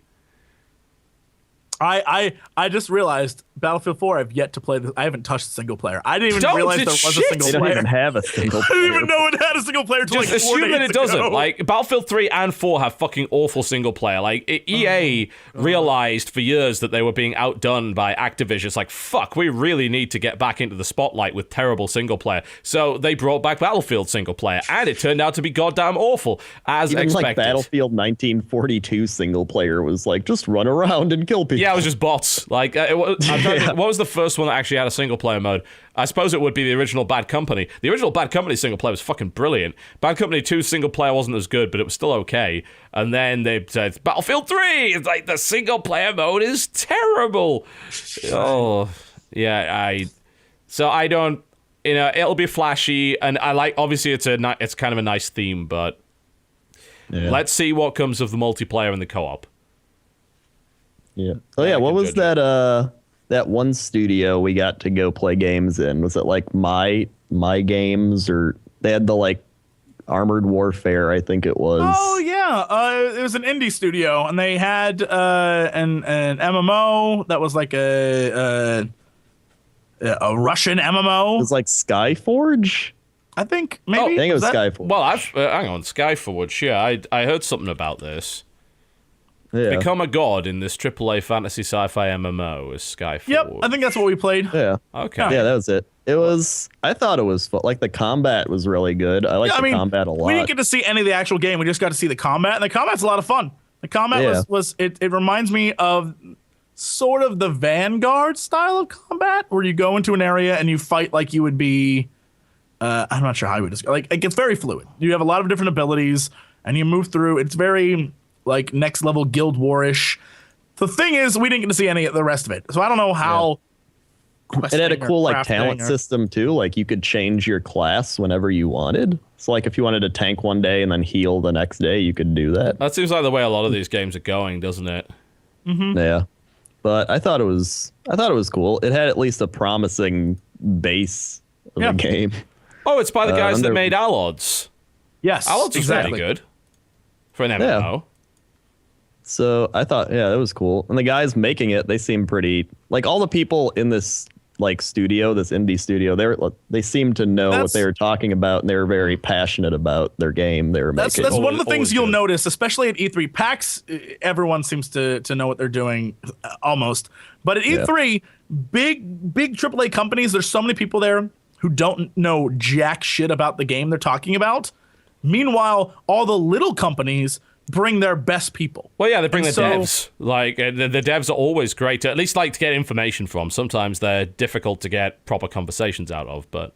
And so, like, a game, for example, like Nosgoth, a game that not a lot of people are playing, but while we were there, and I'm mad I didn't get Crendor to play it, but while we were there, it was like, they were like, hey, do you want to come in and play this? I was like, sure, I'd love to. And they just had people come in and play, and it's, you're half the, one team's vampires and the other team is vampire hunters, and there's a lot of really cool mechanics in the game, and it's I've heard some good things. Like, after a decent amount of skepticism surrounding Nosgoth, I dig the premise. Like, the asymmetrical sort of multiplayer, it reminds me a bit of Left 4 Dead's Horde mode, but the other side also has interesting abilities, Yes, that's exactly what it's like. And so versus mode, sorry, not Horde. the vampire that I had, one guy I played as, one vampire can fly around and like pick guys up and drop them. One vampire has a leap that like flies him across the room and he can jump on guys, and then if he kills them, he can suck their blood and get his life back. With the vampire hunters, you know, you have like a witch doctor, you have a lady who fires different projectiles with this gun. You have all sorts of like really cool concepts in there, and then you can change up how your character plays and what weapons they use. So not every character has. You're not forced to use like you have to use a crossbow. You can use different weapons or different ammo in those weapons. I was like, there's a lot of cool concepts in this game, and just looking at it, I was like, it's really weird that no one's playing it, because what I played was a blast. I think it's starting to gain a bit of momentum. I saw that I think it ended up on Steam, and people are starting to play it now because it was trending on steamcharts.com at one point. Mm-hmm. I think there's a couple of... I heard some skepticism about the business model, that there was maybe a bit too much pay to win in there. I haven't had a chance to look at it. Like, it is on my list of games I want to look at. And then the other bit of skepticism was, well, why the fuck aren't we getting a new Legacy of Kain game? And I think that's actually... There's a lot of negativity surrounding that. Because instead of getting a Legacy of Kain game, we got a multiplayer thing that nobody asked for, and people just get salty about that. But, you know, the positive way of looking at it is if Nosgoth does well, that provides the budget and hopefully the interest and the justification to make a Legacy of Kain game, you know? Someone in chat said there's only one game mode. That might be why. So. There's only one game mode? It's still in beta. It's nowhere near done yet. Oh. Oh, there you go. Well, what's the other... Then we played Armored Warfare, which I think is kind of like World of Tanks. But it was fun. It was fun. There wasn't anything wrong with it. Like, that's one of the things that I thought was cool. And then we played another game that was World of Speed. Yeah, it's a racing MMO. So it was they were all fun. They were all good, solid games, but because they're very indie, that, you know, they're not going to get the press that all the other games got. Yeah. But with that said, everyone who was there was really, like, that's one of the things I love about indie games. Everyone there was really nice. Everyone there was really cool. Shout out to everyone at Devolver. The Devolver guys camp out. They camp out across the street, and they literally are just like, yeah, no, we have alcohol and food if you want to come over and we can show you our games. There was no pressure about it at all. They were like, you know, if you want to get some food and come see our games, sure. I played Not a Hero. I made Crendor play Not a Hero. Oh my god. He was very excited. He's like, you're going to die so much in this game. And then I didn't die for like 5 minutes going into it. But it was, they had Not a Hero. They had Hatafu Boyfriend. They had... Oh, is that a pigeon game? Yes. It's updated. It's upgraded. They like made it... it's high-res HD pigeons at 60 FPS. Next generation. Higher FPS than consoles. I'm sure Guaranteed. Wouldn't take much. They had Hotline Miami 2. Of course. They had Broforce. They had Heavy Bullets. Heavy Bullets, which is a fun game. I've got early access code to that. I'm getting around to playing it. I just want the damn thing to come out before I actually play it. But it seems like an interesting concept. It's really cool. Yeah, a lot of it's very cool, very indie. I'm trying to think of, there were so many other games there, and I feel bad leaving any out. But Crow Team's making a new one, aren't they? That seems to be like some weird first-person puzzle thing. Not sure what's going on with that. I don't remember what else we saw there. It might have had Simon and Lewis. Oh, we did Simon and Lewis. No, only Lewis. We didn't see Simon. Simon wasn't Lewis. there. But we saw like all these different people. It was a blast. Like all the indie developers take the time to actually talk to you. I went to go see some this booth that was just all of these different indie developers who make iOS games and games like that. And they were all like so thrilled anyone gave a shit. And I was like, this is what I miss about everyone else here. Because they could care less if you were there. Yeah. Like you set up all these points to meet people. Them. Yeah. Mm-hmm. E3 in particular is like that. Like it's got a bit better the last couple of years, but like for a YouTuber going to E3, it's like the one story that we have from E3, which I think encapsulates the entire attitude, right? Is, do I name them or do I not? I won't, because they ultimately did apologize profusely for this. But we went to the booth of Big Company, yeah, and we made an inquiry about getting an appointment to see current game that is out, which is Fantasy Game, yeah. And we explained who we were, and we could done coverage on these guys' games in the past, right? And, you know, we mentioned all the videos we'd done and gave them our card, and the woman at the desk is like, yeah, absolutely, you know, I'll take this to blah, blah, blah, and I'll get something sorted out, and I'll call you with information, yeah? So we turn around to leave, and Jen just happens to turn back as we're leaving and sees the girl at the front desk taking the business card, throwing it in the trash. Like, right there. That is E3 for anyone that is not, like, traditional games media or anything like that. It doesn't fucking matter, like, how big you are, how much audience you've got, or anything like that. You're a fucking YouTuber? Well, unless you're being paid to market their title right then and there, you are a fucking waste of space, and it is a hassle to deal with you. That's the attitude of a lot of big companies at E3. And it's slowly changing. Slowly changing. I will say that of all the companies there, even though they get a ton of shit, and rightfully sometimes they deserve it, Ubisoft was very like, if you're a YouTuber, we'll play ball, like we'll let you come see literally everything we have.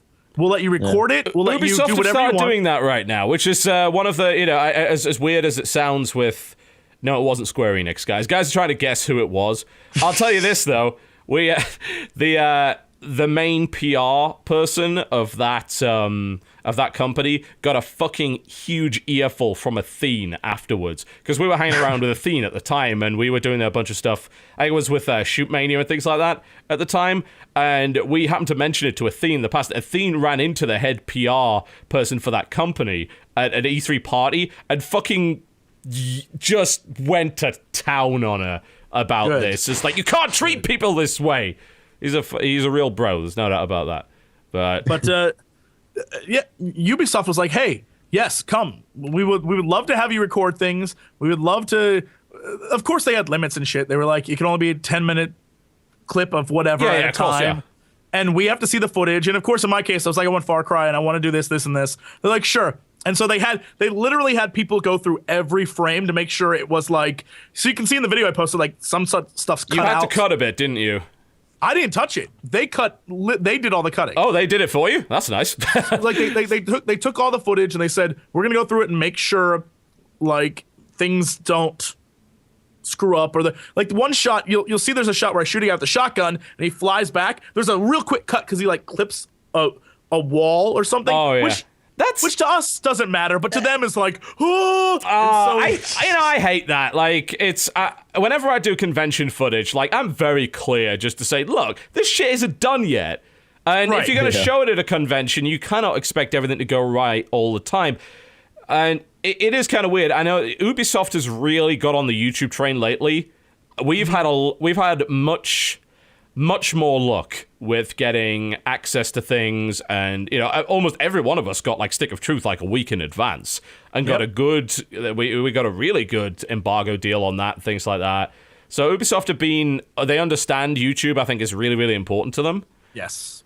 Simultaneously, they're still kind of lying about things when it comes to, you know, Watch Dogs. They're even like claiming that the Xbox One and the PlayStation 4 will play Far Cry 4 on ultra settings.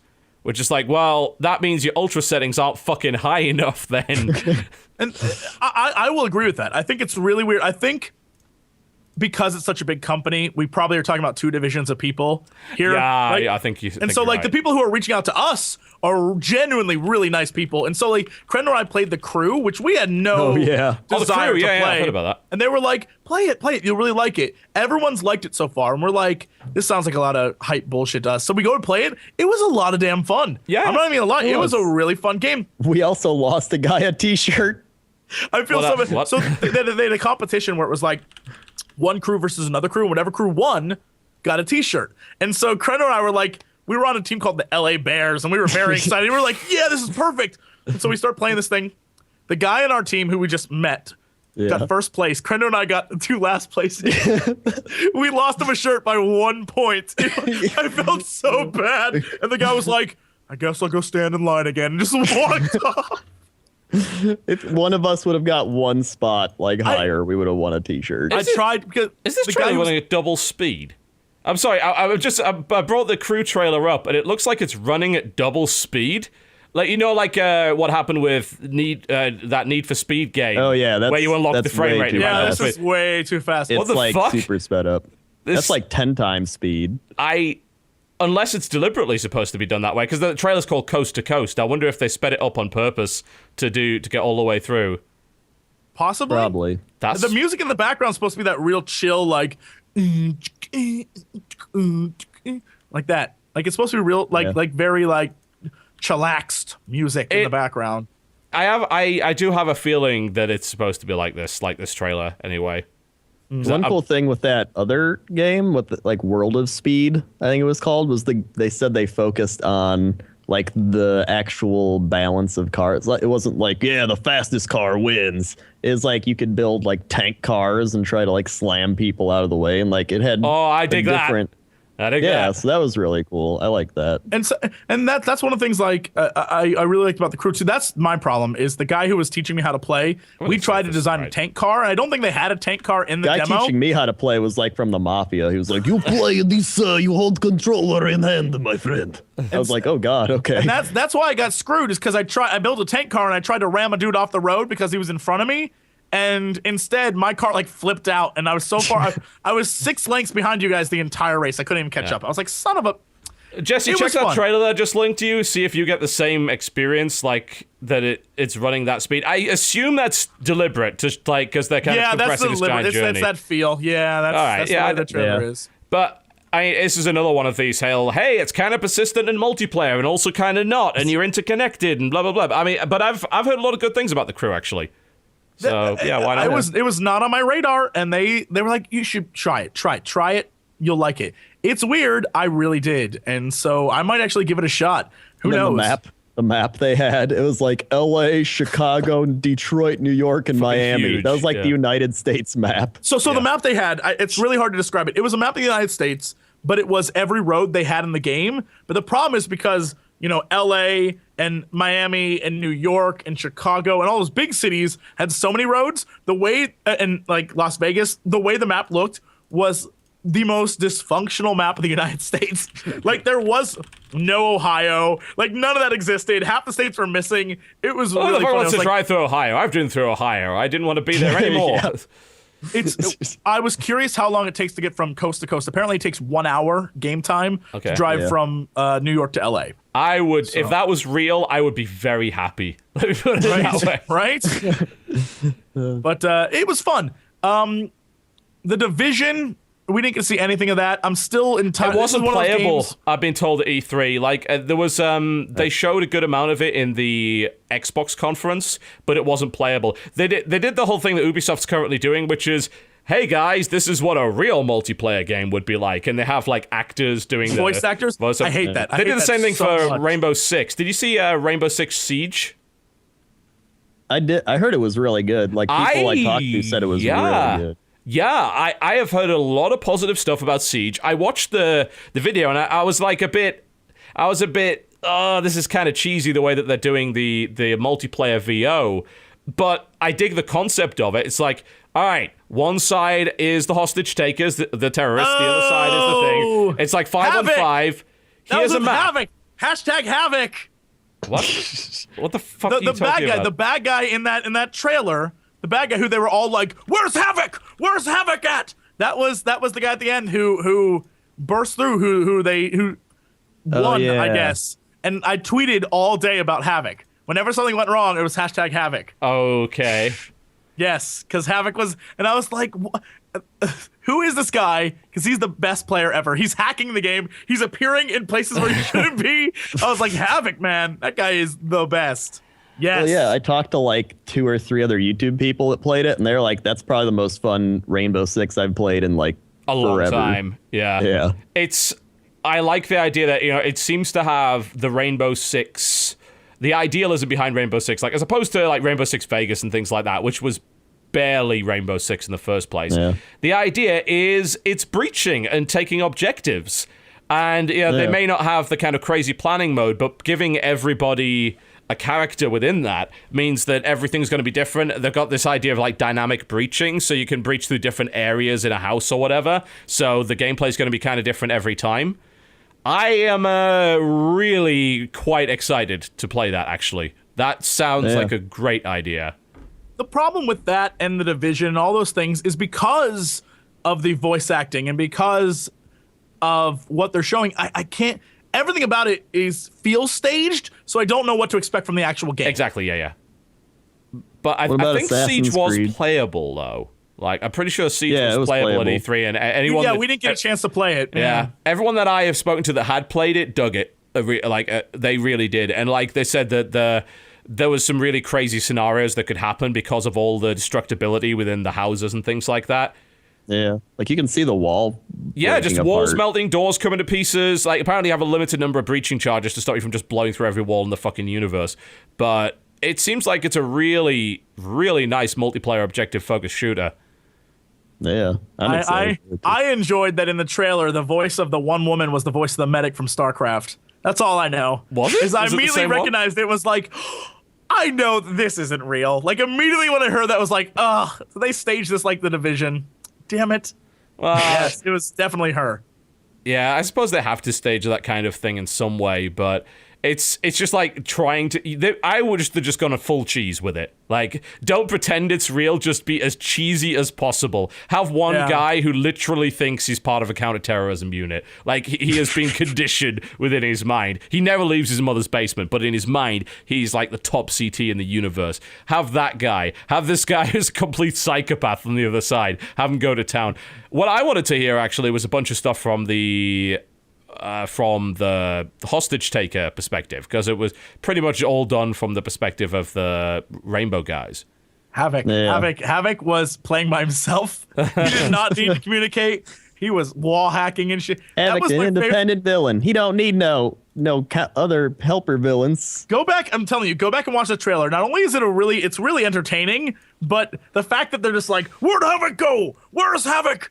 It's incredible, because I just saw a clip of what you were showing there. He runs like across the kitchen and out the door, and they can't catch him in time. Like, he is a freaking ninja, and it's the best part. It's really That's how cool. you do a hashtag too, like something cool, Havoc. like, not like hashtag Rainbow Six, like hashtag Havoc. Hashtag Havoc. Yes, it was wonderful. That looked The good. other Assassin's games. Creed. The other game that was, Assassin's Creed, and they didn't let that, they had consoles to play it, but they had people play it for you. Yeah. So you got one person play. What? Yeah. You got one It's a person play the co-op demo game! for you. Why would they do that? I was ready to play it. I was like, all right. And the guy's like, so I'm going to be playing while you can put on the headsets. I was like, oh. That Okay. sounds really, really not a good idea. I will say it took them 4 games, actually more than 4. They finally redid the controls to make it so much easier to wall climb and jump around. I was like, you guys listened eventually. Good on you. So there's no more of that, like your character just wanders around on a ledge because you're trying to go down. Like, they have different buttons for different things now. I was like, thank God. Thank They God. added little side mission things that can happen, like, oh, that guy's dead over there. You can go like do a side mission and find out why, or like stuff like that. And then they added he said they made the combat harder, but I don't know. He was don't like, we believe made them. the combat much harder.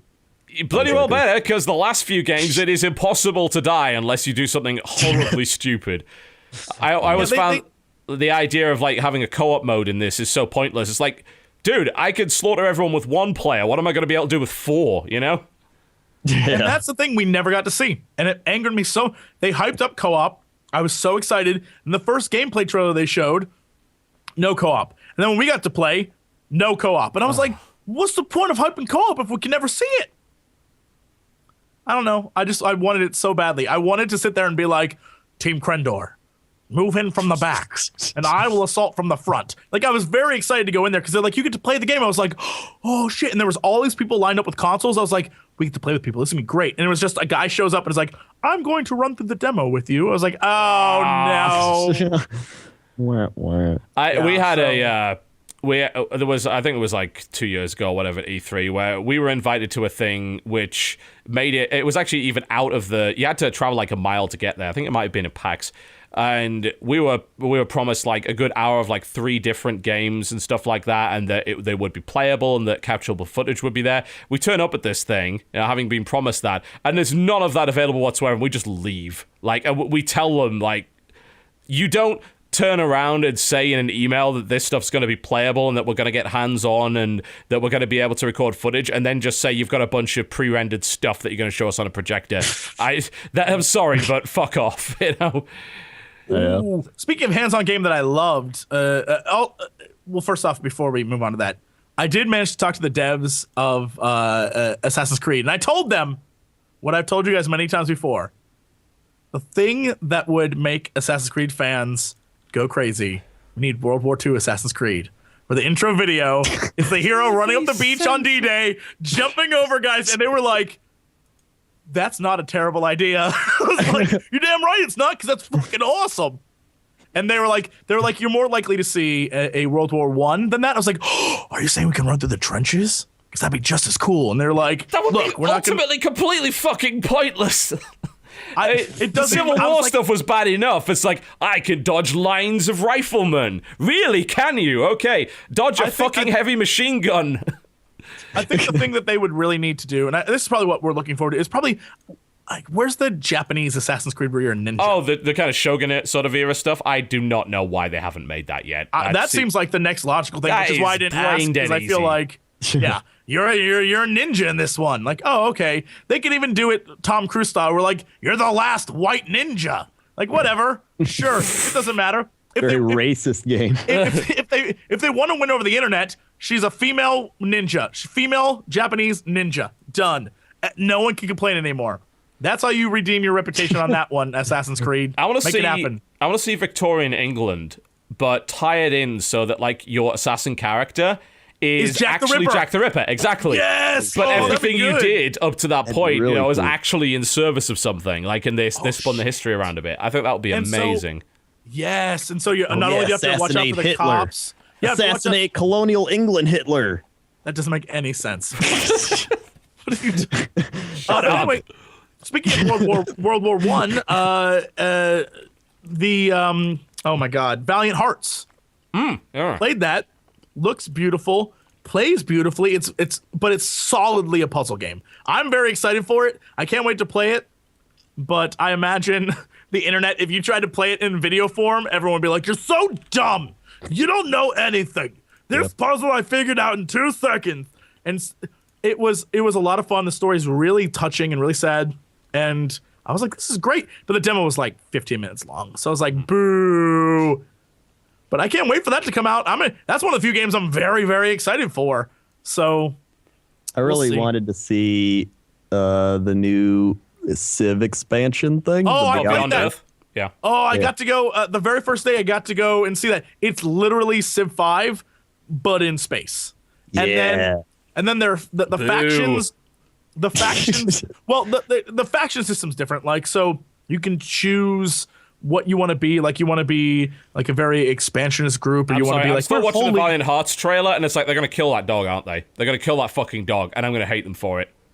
But at the end of the trailer, the dog's with all the crosses, and he's like, I want to write to you how much I love you, but I can't. And you're like, because he's a dog. They better not kill the dog. They had better not kill that fucking dog. Better not do it. Valiant, I'm telling you, I'm really excited for it. And they also, as a history nerd, they also go back and like find real photos and real moments and give a real history lesson in the game. And I was like, I can approve of this. I would set it up in the classroom and force kids to play it. I'd be like, puzzle solve together, kids. Play this game, learn something. I'm all for that. I think Valiant Hearts looks great. Yeah. So I'm excited for that. Civ Beyond Earth. So what you're telling me is Civ 5 in space, because what I'm hoping for is Alpha Centauri 2, not Civ 5 in space. I would say it's a mix. I would say it's a mixture of the two. The grid system is very Civ 5. Oh, the hex city based, system. Yeah, That's fine.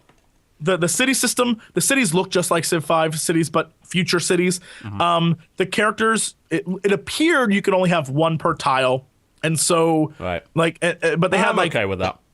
they had like one of the battles was moon men fighting laser robots. So it's guys who look like astronauts fighting giant laser robots. I was like, wonder who's gonna win. And so the different factions are like the New Earth Protector, like, you know, crazy future names.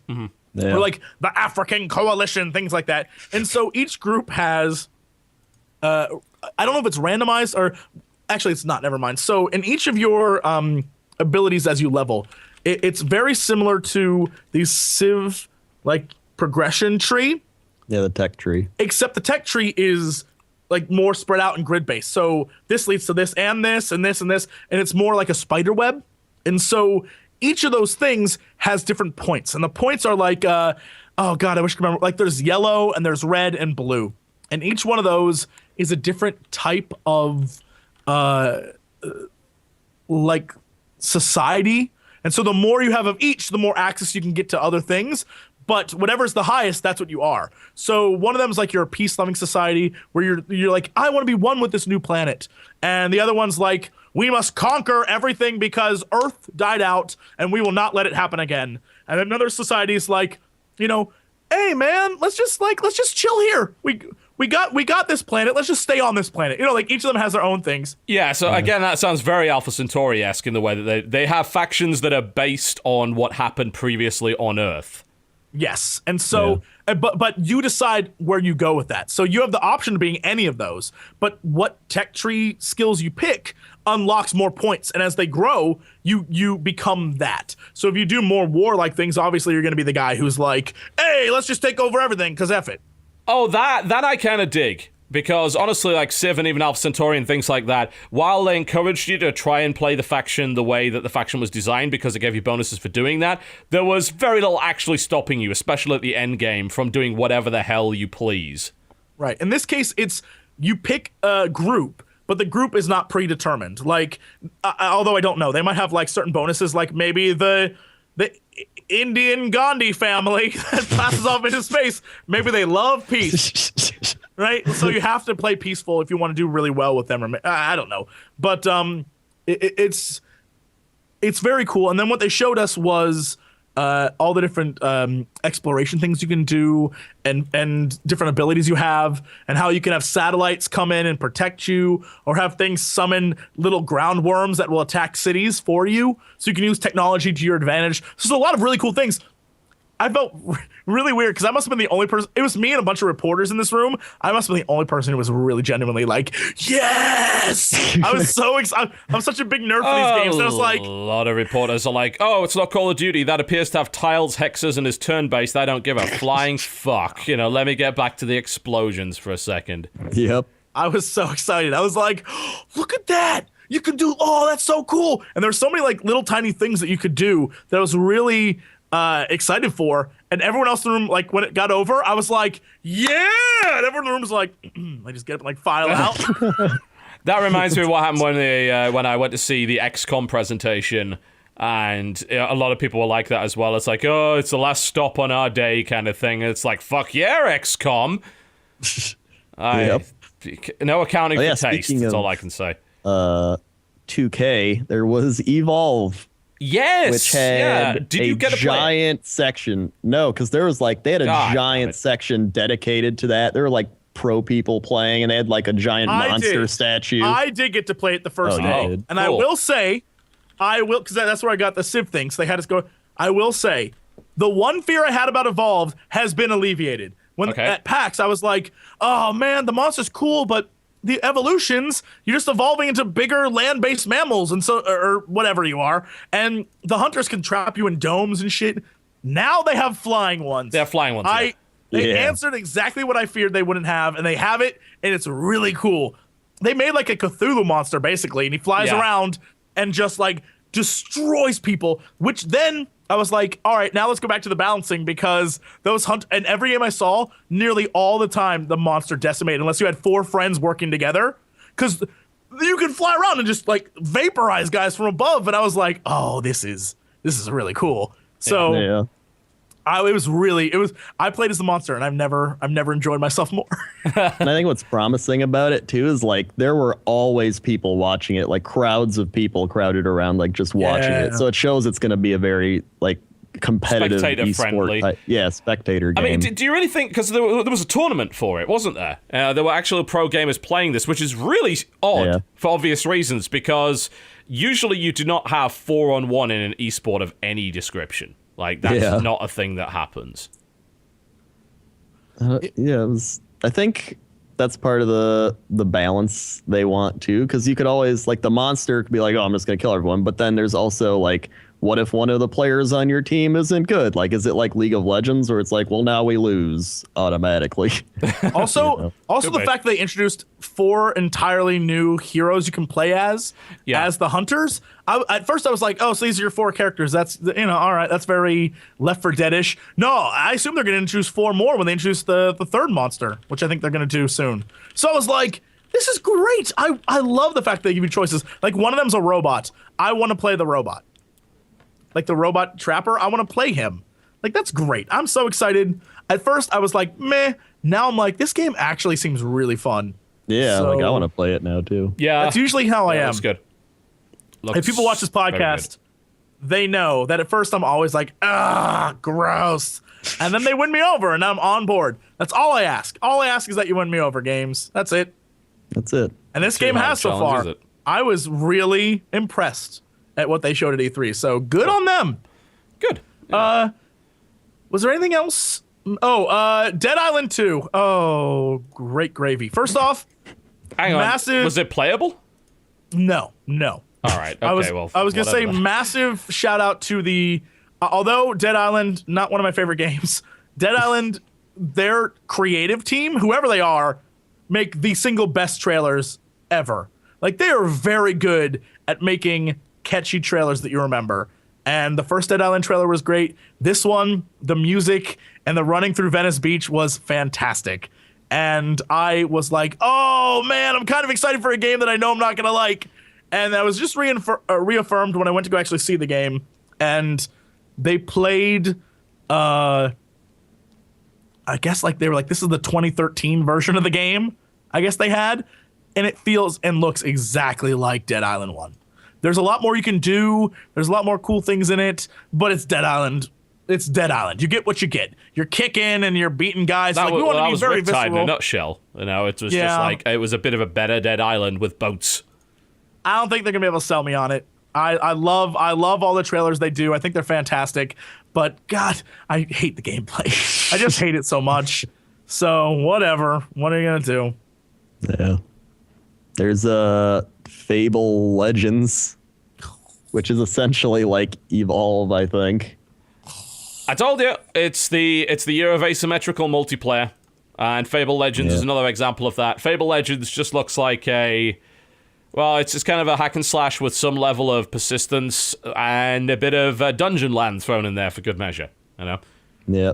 Which I dig, I'm just not sure why it's Halo. What? Halo? What? Sorry, Xbox. Fable. Yeah. They're all the same. It's one of those. Fable is set in the same. Halo universe, if you didn't already know. It was on some backwater world somewhere. Eventually, in Fable 7, Master Chief will land, and then the real game will begin. The thing I think is funny, though, for a game that I'm not at all interested, I think the characters were creative. Like, the characters they showed off all had personalities. And I was like, that's cool. That's very cool. But again, they're very limited, though. It's like, it's the kind of personalities that you can toss into a multiplayer game, you know? Whoa. Well, are you talking snarky rogue and big boob sorceress is limited? TB, please. Yeah. That. Not in my non-content RPG I'm creating that'll be finished by the end of the year. Okay. Best game NA. Not anywhere else in the world, just NA. I have a list of stuff here. I'm trying to go down, trying to figure out what we missed. Far Cry 4, want to point out, it looks and plays exactly like Far Cry 3. Yeah, it very obviously does. If that's a problem for you, I think it's like Destiny. If you're a Halo fan, you'll love Destiny. If you liked Far Cry 3, you'll love Far Cry 4. It's Far Cry 3 with elephants and like cheetahs. I love Far Cry 3. And that co-op thing that's going on. Yeah. It's really cool. I love literally everything about Far Cry 4. It is ridiculous. But that's just because I liked Far Cry 3. And I expect nothing more. It's kind of like Saints Row. I want them... Yeah. When Saints Row was like, oh yeah, we're making another one, it's like, good, go over the top. Go crazy with it. That's what I want. That's what I want with this one. And hopefully they'll deliver. I mean, I'm definitely a fanboy on it. I'm not even going to pretend. So I'm like, yay, please. So, that's me. Did you get, was any of the co-op involved when you played? No. Guns for Hire thing they're doing?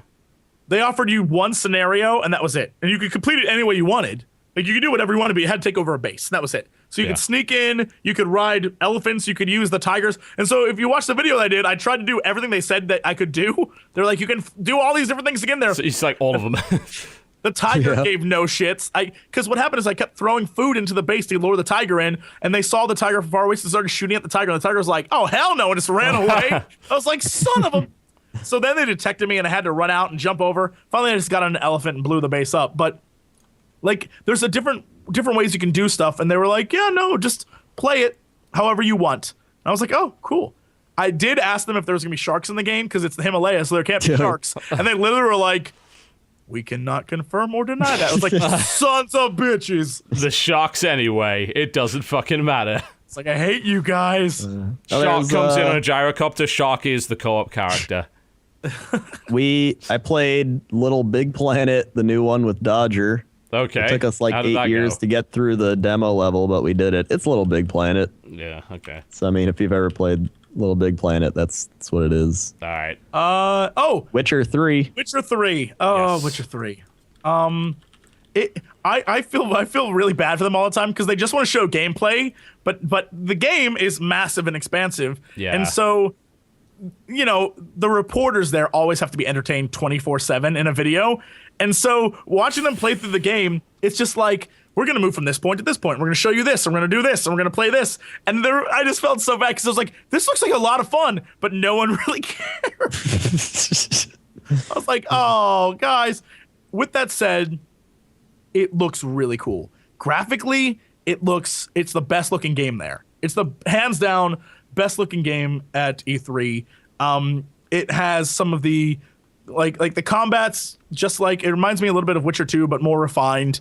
And there's story bits everywhere. And so the stuff they showed us was really cool because they said what they intended to do was this story changes based on every choice you make. And so it's not like who you're gonna bang choices. It's like, you do this affects this. By affecting this, you change this outcome later in the game that affects this and this and this. So it's like multiple things happen.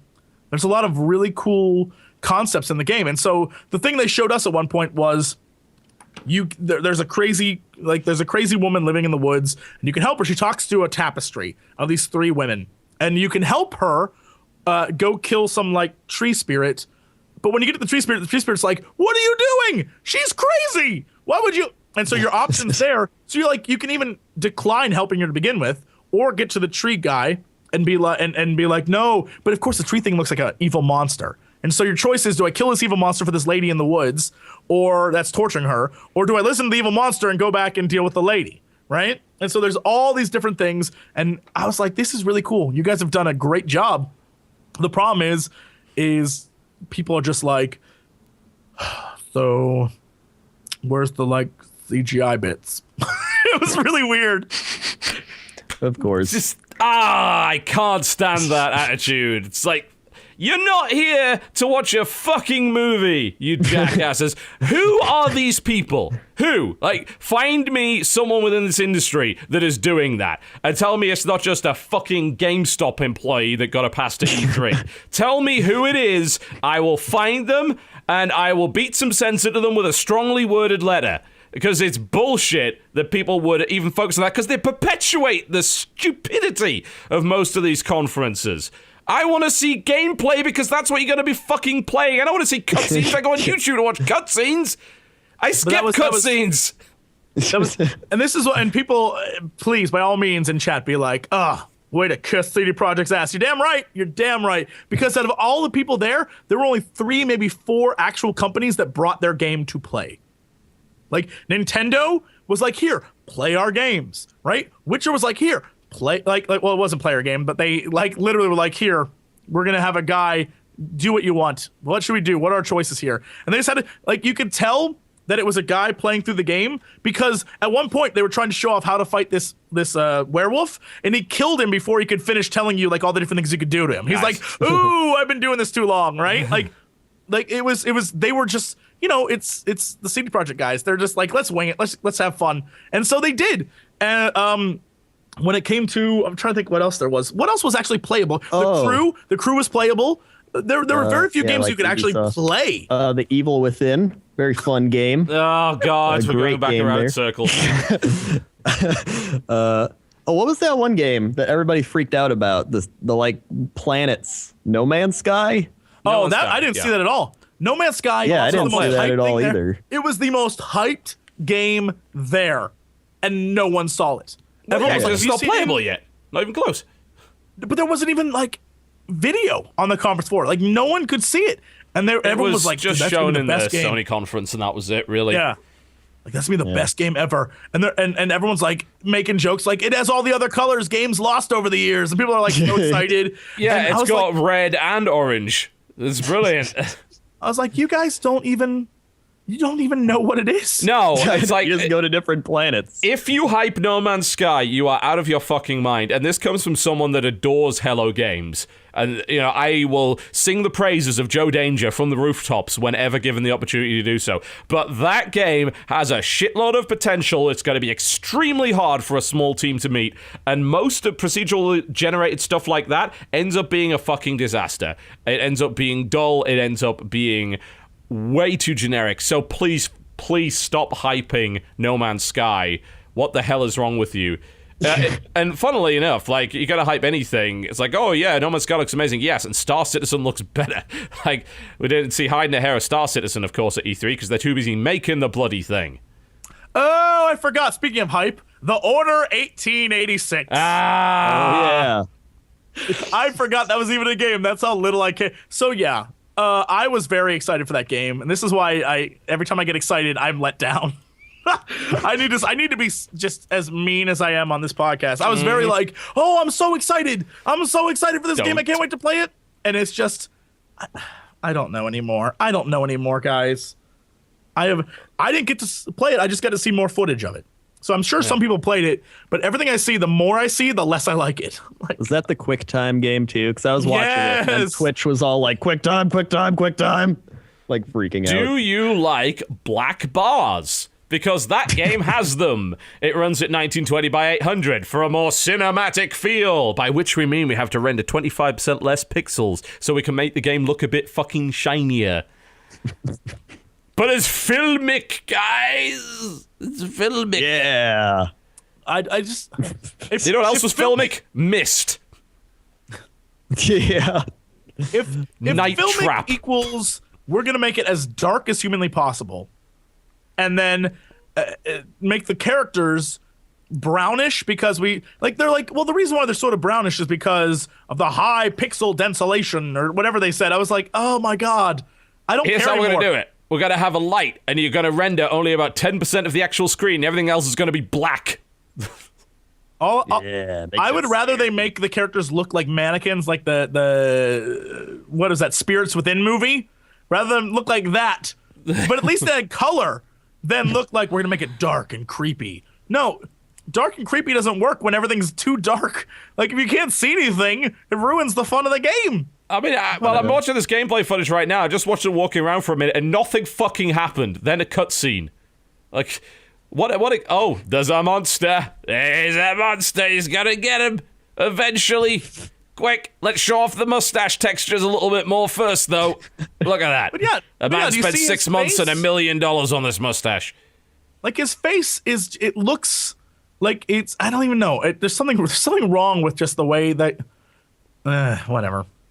I can't even describe how hyped I was for that game. It was one of my, like, this is gonna be it. This is gonna be the game. I'm so excited, and I'm just This like, guy, by the way, is fucking terrible at his job. Like, finally, you get to shoot him while walking backwards. That's amazing. But, like, you should have probably realized with the whole I am eating a human arm thing that shooting him first before allowing him to transform into this giant werewolf-like beastie might have been the best plan. Yeah. Just a thought.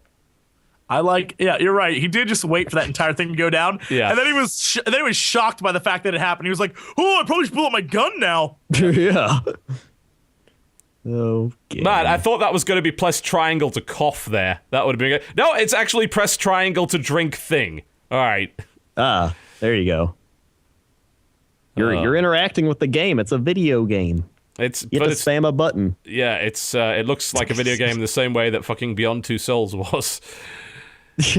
But I've said it many times before. Like, I am just so disappointed with what they're doing with the Order 1886 because they're obviously making a fucking showpiece, and every time they make showpieces for Sony machines, they end up being a gigantic disappointment. Remember Lair?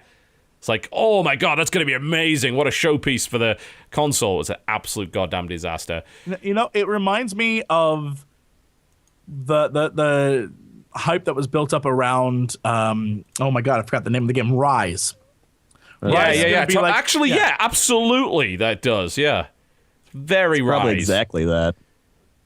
And so that's why I'm expecting it to look beautiful. I'm expecting a lot of cool things in it, but I'm expecting it to be, zero substance. Yeah. So. Yeah. Like a first grader can play it. Like, hit B. Okay, I can hit B. Well, it's like, it's an interactive movie. As if we asked for that. Like, if I want to watch a movie, I go watch a movie. I want to play a video game, I don't want you interrupting me every 5 fucking seconds to show off your cinematography and artistic vision.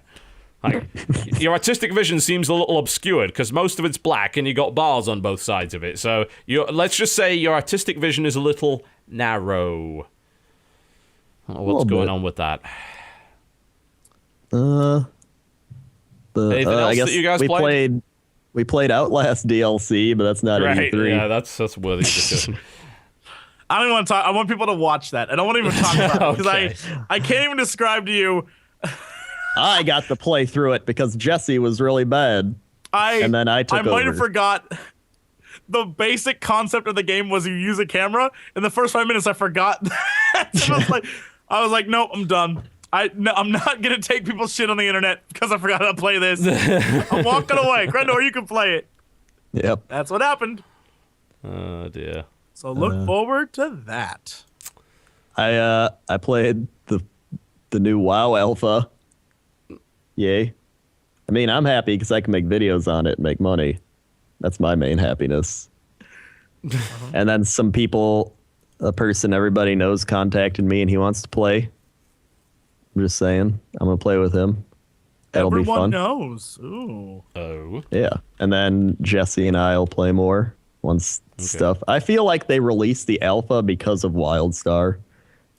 Like it has that vibe to like, we kind of finished some stuff and it's almost ready. Every time. You don't notice like that they will either announce an alpha or beta, or they'll release an alpha or beta, or announce an expansion pack. They drop it on top of whatever is competing with them. They've been doing this shit for years. Every time. I mean, it works. What was it that they dropped on Guild Wars? I can't remember. They dropped something on it. Yeah. I think it was either a Diablo or like either Diablo or like Hearthstone. It may have been Hearthstone. No, it was something. They dropped something on. It was either Guild Wars 2's release or beta. Like they dropped something on it. I can't remember what it was. Yeah. Now. Yeah. Oh yeah. I think that was that Pandaria? Yeah, it was. Pretty sure it was, wasn't it? They dropped Pandaria on it. Yeah, that's what it was. I mean, they know what they're doing. Yeah, they're not dumb. They do this shit all the time. They're actually arseholes in that respect. Like, something new's coming out? Well, WoW's still around. It's that good old friend. You never go wrong with World of Warcraft. You can come back to me anytime. Like, god damn it, Blizzard. And now they're like, hey, have you not played since Burning Crusade? Buy Warlords and you get a free 90 upgrade, so you can skip all the previous that is a sneaky bastard of a move. Because it's like, that's really tempting. No, I know. No. But I mean, so far it's WoW. They just added some new stuff, and I don't know. I like it. I like what I've played so far. The base building's cool, but it's all smoke and mirrors, kind of like it's a lot of questing to build a base that you really have not too much control over. Yeah, and then you send guys out on daily quests. Okay. It's kind of like the old Republic, where you'd send out guys to go get stuff and do missions. It's like that. Okay, so they nicked that, right? Yeah, it's exactly like that. Okay. They really did. They really were like, oh yeah, no, we're stealing that too. Deal with it. Star Wars. It was a good system. Why not nick it? Absolutely. Yep. I mean, Star Wars stole the entire warrior talent tree, and they decided to steal that. Why not? What I do like too is they added like these little treasure spots all over. So for instance, I was exploring and there was like the time warp tower, and it showed a treasure on the mini map, and I was like, okay, there's probably a treasure chest, and I go in there, but it's not an actual treasure chest. It's like a tower that's been slowed down by like magic or something, and you're like, okay, and there's like an ogre frozen on the steps, and you can like loot him, and you pick up whatever he's got on him, and then you get to the top of the tower, and you loot another ogre, and he's got like a cool type of thing you'd find in a treasure chest, but it's like, oh, instead of just a box on the ground, it's actually a cool little like scenario thing. All right, fair enough. I like that. Yeah. And then they've added like monsters all over. Like what in WoW? Never. Yeah, that sounds highly unusual. Kind of like the random events, but it's like random, like, oh, here's a rare mob, but everybody can attack the rare mob and get his loot, like that type of thing. Oh, so they're finally doing that stuff. Okay. Yeah, so they're finally doing that. All right. But they're officially like, we're taking everything that every other game made so far and putting it in ours. Come back. Which is, here's the thing, people will. Because they will, because they'll do it well. You could almost guarantee they'll do it well. They always because fucking it's like do. The only reason I'm playing this other MMO is because of that reason. Now WoW has it. I'll go back to WoW. Yeah, that is one of the strategies, and it works really well. If it ain't broke, don't fix it. Don't fix it. Yep. I guess it's about time to wrap the show, actually. Yes. The new Hearthstone thing's coming out. The next Rammus. Yes. I want it to come out. But that wasn't at E3 in any way, though, right? No, didn't think so. I was going to say, if you got to play it, then I hate you, but you didn't, so it's okay. Good. Yeah. Glad to hear that. Yeah, Nax will be out soon, and I want to play it. I'm so desperate just for new cards. Like, I know. Just give me new cards! There's a new priest card, y'alls. Yeah, it's Opal. It's Opal! Opal. Opal. I have all the cards now. Yeah. Oh, good. You finally do. Yep. Glad to hear it. Oh, good. You're finally one of us. Yep. I was going to say, you took your fucking time, didn't you? Finally, the club. Chill. The elite club. You get the achievement? The one of everything achievement? Yep. I got it. I'm pretty sure they gave us gold for that. I'm like, to spend on what? Yep. Arenas. I guess we can start saving it for spending it on the expansion, the actual adventure mode. But I'll just buy money spend money on it. Yeah, it's easier. But eventually, I can't wait for that to actually come out. Again, I just want new cards. Like, I want to play with new stuff. And we have been playing with the same cards for a long goddamn time now, so it is maybe about And then those time. cards change the old cards because everything changes. Interacts in a new way. Yeah, everything with a death rattle is suddenly kind of great, and there's all sorts of interesting interactions going on. So I'm looking forward to that, certainly. Like, it may be possible to actually play a demon deck without it being completely fucking awful. Before we go, TB, what do you think of Watch Dogs? You know exactly. Well, you can find out what I think of Watch Dogs in the 15-minute video that I posted today on youtube.com/totalhalibut. I would strongly recommend that you watch it, since everyone is doing so right now. And everyone can't be wrong, right? Yes, indeed. That's absolutely true. Go and watch it now, and you will get a free video that is 15 minutes in length about Watch Dogs. And instead of buying Watch Dogs, go buy Rise of Nations Extended Edition. It's a lot better, even though it's like 10 years old. It's got nothing to do with it, but it's good. No, Rise of Nations Extended is good. Like, I was surprised how well it held up, because Age of Mythology sure as hell fucking didn't. What? Like, but this... Wait, Age of Mythology Extended or Enhanced Edition or whatever was not that enhanced, let me put it that way. But Rise of Nations looks good. And driving cars? Play Rise of Nations.